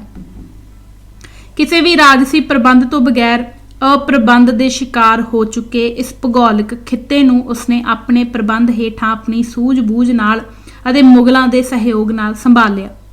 ਅਜਿਹਾ ਇਸ ਲਈ ਵਾਪਰਿਆ ਕਿਉਂਕਿ ਮਝੈਲ ਖਾਲਸਾ ਅੰਮ੍ਰਿਤਸਰ, ਤਰਨਤਾਰਨ, ਬਿਆਸ ਆਦਿ ਦੇ 20 ਕੁ ਵਰਗ ਕਿਲੋਮੀਟਰ ਦੇ ਇਲਾਕੇ ਵਿੱਚ ਹੀ ਚੌਧਰਾਂ ਲਈ ਇੱਕ ਦੂਜੇ ਨਾਲ ਲੜਦੇ ਰਹੇ ਅਤੇ ਬਾਬਾ ਬੰਦਾ ਸਿੰਘ ਬਹਾਦਰ ਵੱਲੋਂ ਸਥਾਪਿਤ ਲੋਕਤੰਤਰੀ ਸੰਸਦੀ ਗਣਰਾਜ ਵੱਲ ਕਿਸੇ ਨੇ ਵੀ ਤਵੱਜੋ ਨਾ ਦਿੱਤੀ। ਬਾਬਾ ਆਲਾ ਸਿੰਘ ਨੇ ਵੀ ਸਰਕਾਰੀ ਖਾਲਸਾ ਦੀ ਪੰਥਕ ਲੋਕਤੰਤਰੀ ਗਣਰਾਜੀ ਸੰਸਦੀ ਪ੍ਰਣਾਲੀ ਨੂੰ ਅਪਣਾਉਣ ਦੀ ਬਜਾਏ ਆਪਣੀ ਨਿੱਜੀ ਅਤੇ ਸ਼ਖਸੀ ਰਾਜਸ਼ਾਹੀ ਨੂੰ ਹੀ ਬਰਕਰਾਰ ਰੱਖਣ ਨੂੰ ਉਸ ਵਕਤ ਦੇ ਹੋਰ ਸਿੱਖ ਸਰਦਾਰਾਂ ਤੇ ਜਰਨੈਲਾਂ ਵਾਂਗ ਤਰਜੀਹ ਦਿੱਤੀ, ਜਿਹੜੀ ਕਿ ਉਸ ਵਕਤ ਦੀ ਮੁਗਲ ਹਕੂਮਤ ਨੂੰ ਵੀ ਪਸੰਦ ਸੀ ਤੇ ਬਾਅਦ ਵਿਚਲੀ ਫਿਰੰਗੀ ਹਕੂਮਤ ਨੂੰ ਵੀ ਇਹ ਰਾਜਸ਼ਾਹੀ ਇਸ ਲਈ ਪਸੰਦ ਆਈ ਕਿ ਇਹ ਆਪਣੀ ਪ੍ਰਭੂ ਸੱਤਾਧਾਰੀ ਸੁਤੰਤਰ ਹੋਂਦ ਨੂੰ ਨਾਨਕਸ਼ਾਹੀ ਸਿੱਖ ਸੱਭਿਅਤਾ ਧਾਰੀ ਖਾਲਸਤਾਈ ਗਣਤੰਤਰ ਦੀ ਬਜਾਏ ਅੰਗਰੇਜ਼ ਹਕੂਮਤ ਦੀ ਕਿਰਪਾ ਪਾਤਰ ਅਤੇ ਮਿਹਰ ਸਦਕਾ ਸਿਰਫ ਰਾਜ ਚਲਾਉਣ ਦਾ ਰੁਤਬਾ ਰੱਖਣ ਤੱਕ ਸੀਮਤ ਹੋ ਗਈ ਸੀ। ਇਹੋ ਹੀ ਸਿਲਸਿਲਾ ਹੁਣ ਵਰਤਮਾਨ ਵਿੱਚ ਦਿੱਲੀ ਹਕੂਮਤ ਨੂੰ ਵੀ ਪਸੰਦ ਹੈ। ਇਸੇ ਗੂੜ ਰਾਜਸੀ ਸੱਤਾ ਦੇ ਮੰਤਰ ਦੇ ਅਨੁਸਾਰੀ ਹੋਣ ਕਰਕੇ ਹੀ ਰਵਾਇਤੀ ਅਕਾਲੀ ਅਤੇ ਹੁਣ ਖਾੜਕੂ ਸੁਰ ਵਾਲੇ ਅਕਾਲੀ ਸੱਤਾ ਵਿੱਚ ਬਣੇ ਰਹਿੰਦੇ ਹਨ। ਸਿੱਖ ਇਤਿਹਾਸਕਾਰ ਵੀ ਇਸ ਦੇ ਗੁਨਾਹਗਾਰ ਹਨ। ਅਸੀਂ ਕਹਿ ਤਾਂ ਦਿੰਦੇ ਹਾਂ ਕਿ ਸਿੱਖ ਇਤਿਹਾਸ ਨੂੰ ਮੁੜ ਤੋਂ ਲਿਖਣ ਦੀ ਲੋੜ ਹੈ। ਜਿਹੜੇ ਅਜਿਹਾ ਕਹਿੰਦੇ ਹਨ ਉਹ ਖੁਦ ਆਪੋ ਆਪਣੇ ਧੜੇਬੰਦੀ ਦੀ ਐਨਕ ਦੀ ਨਜ਼ਰ ਨਾਲ ਹੀ ਅਤੀਤ ਵਾਂਗ ਸਿੱਖ ਇਤਿਹਾਸ ਨਾਲ ਦੁਬਾਰਾ ਗੱਦਾਰੀ ਕਰਨਾ ਲੋਚਦੇ ਹਨ, ਜੋ ਬਲਾਤਕਾਰ ਲਗਾਤਾਰ ਚੱਲ ਰਿਹਾ ਹੈ। ਸ਼੍ਰੋਮਣੀ ਗੁਰਦੁਆਰਾ ਪ੍ਰਬੰਧਕ ਕਮੇਟੀ ਵੱਲੋਂ ਲਿਖਵਾਇਆ ਗਿਆ ਨਾਮਵਰ ਇਤਿਹਾਸਕਾਰਾਂ ਵੱਲੋਂ ਲਿਖਤ ਇਤਿਹਾਸ ਇਸ ਦੀ ਸੱਜਰੀ ਮਿਸਾਲ ਖੁਦ ਆਪ ਹੀ ਪੇਸ਼ ਕਰਦਾ ਹੈ। ਇਹ ਪੰਥ ਦੀ ਤਰਾਸਦੀ ਹੀ ਹੈ ਕਿ ਪੰਥ ਦਾ ਚੇਤਨ ਵਰਗ ਆਪੇ ਹੀ ਆਪਣੀ ਹਾਰ ਮੰਨ ਕੇ ਬਿਨਾਂ ਕੋਈ ਉਦਮ ਕੀਤੇ ਘਰੇ ਬਹਿ ਗਿਆ ਹੈ। ਜੋ ਵਰਗ ਆਪਣੇ ਆਪ ਨੂੰ ਖਾਲਿਸਤਾਨੀ ਅਖਵਾਉਂਦਾ ਹੈ ਉਹ ਵੀ ਹੁਣ ਰਾਜਸੀ ਬਖਸ਼ੀਸ਼ ਦੀ ਆਸ ਵਿੱਚ ਤਿਲਕ ਚੁੱਕਾ ਹੈ। ਕੱਲ ਦੇ ਭਿੰਡਰਾਂ ਵਾਲਿਆਂ ਅਤੇ ਫੈਡਰੇਸ਼ਨੀ ਆਗੂ ਇਸ ਕਦਰ ਨਿਪੁੰਸਕ ਹੋ ਚੁੱਕੇ ਹਨ ਕਿ ਉਹ ਨਿਰਪੱਖਤਾ ਨਿਰਲੇਪਤਾ ਨਾਲ ਪੰਥ ਦੀ ਸੰਸਦੀ ਖਾਲਸਤਾਈ ਪ੍ਰਣਾਲੀ ਦੇ ਰੋਲ ਮਾਡਲ ਨੂੰ ਪ੍ਰਗਟ ਕਰਨ ਵਾਲੀ ਚਿੰਗਾਰੀ ਨਾਲ ਮਸ਼ਾਲ ਬਾਲਣਾ ਲੋਚਦੇ ਹੀ ਨਹੀਂ ਹਨ। ਇਹ ਪੰਥ ਦੀ ਅਜੋਕੀ ਨਿਰਾਸ਼ਤਾ ਭਰੀ ਅਦੋਗਤੀ ਦੀ ਨਿੱਜ ਸਵਾਰਥੀ ਹਕੀਕਤ ਹੈ, ਜਿਸ ਵਿੱਚ ਹਰ ਸ਼ਖਸ, ਹਰ ਲੀਡਰ, ਹਰ ਜਥੇਬੰਦੀ ਆਪੋ ਆਪਣਾ ਸਵਾਰਥ ਤੇ ਉਹ ਵੀ ਸਿਰਫ ਰੋਟੀਆਂ ਸੇਕਣ ਤੱਕ ਦੀ ਸੀਮਤਤਾ ਨਾਲ ਪਾਲਣਾ ਚਾਹੁੰਦਾ ਹੈ। ਅਜਿਹੀਆਂ ਹਕੀਕੀ ਹਾਲਤਾਂ ਅਤੇ ਬਣਾਏ ਜਾ ਚੁੱਕੇ ਵਾਤਾਵਰਣ ਵਿੱਚੋਂ ਪੰਥ ਨੂੰ ਆਪ ਹੀ ਉੱਭਰਨਾ ਪੈਣਾ ਹੈ। ਕੋਈ ਦੈਵੀ ਸ਼ਕਤੀ ਆ ਕੇ ਪੰਥ ਨੂੰ ਉਭਾਰੇਗੀ, ਅਜਿਹੀ ਆਸ ਨਹੀਂ ਰੱਖਣੀ ਚਾਹੀਦੀ। ਅਗਰ ਸਿੱਖ ਕੁਝ ਲੋਚਦੇ ਹਨ ਤਾਂ ਉਹਨਾਂ ਨੂੰ ਆਪਣੇ ਫਰਜ਼ਾਂ ਨਾਲ ਆਪਣੇ ਕਰਤੱਵ ਖੁਦ ਨਿਭਾਉਣੇ ਸਿੱਖਣੇ ਪੈਣਗੇ। ਬੁਰਾਈਆਂ ਕੱਢੀ ਜਾਣ ਨਾਲ ਕੌਮ ਦਾ ਕੁਝ ਵੀ ਨਹੀਂ ਸਵਰਨਾ। ਕਿ ਸਿੱਖ ਆਪਣੇ ਸਿੱਖ ਹੋਣ ਦੇ ਫਰਜ਼ ਅਤੇ ਕਰਤੱਵ, ਜ਼ਿੰਮੇਵਾਰੀਆਂ ਅਤੇ ਅਨੁਸ਼ਾਸਿਤ ਸਿੱਖੀ ਨਾਗਰਿਕਤਾ ਦਾ ਨਿਰਵਾਹ ਕਰਨ ਲਈ ਤਿਆਰ ਹਨ। ਭਵਿੱਖ ਇਸੇ ਤੇ ਨਿਰਭਰ ਕਰਦਾ ਹੈ।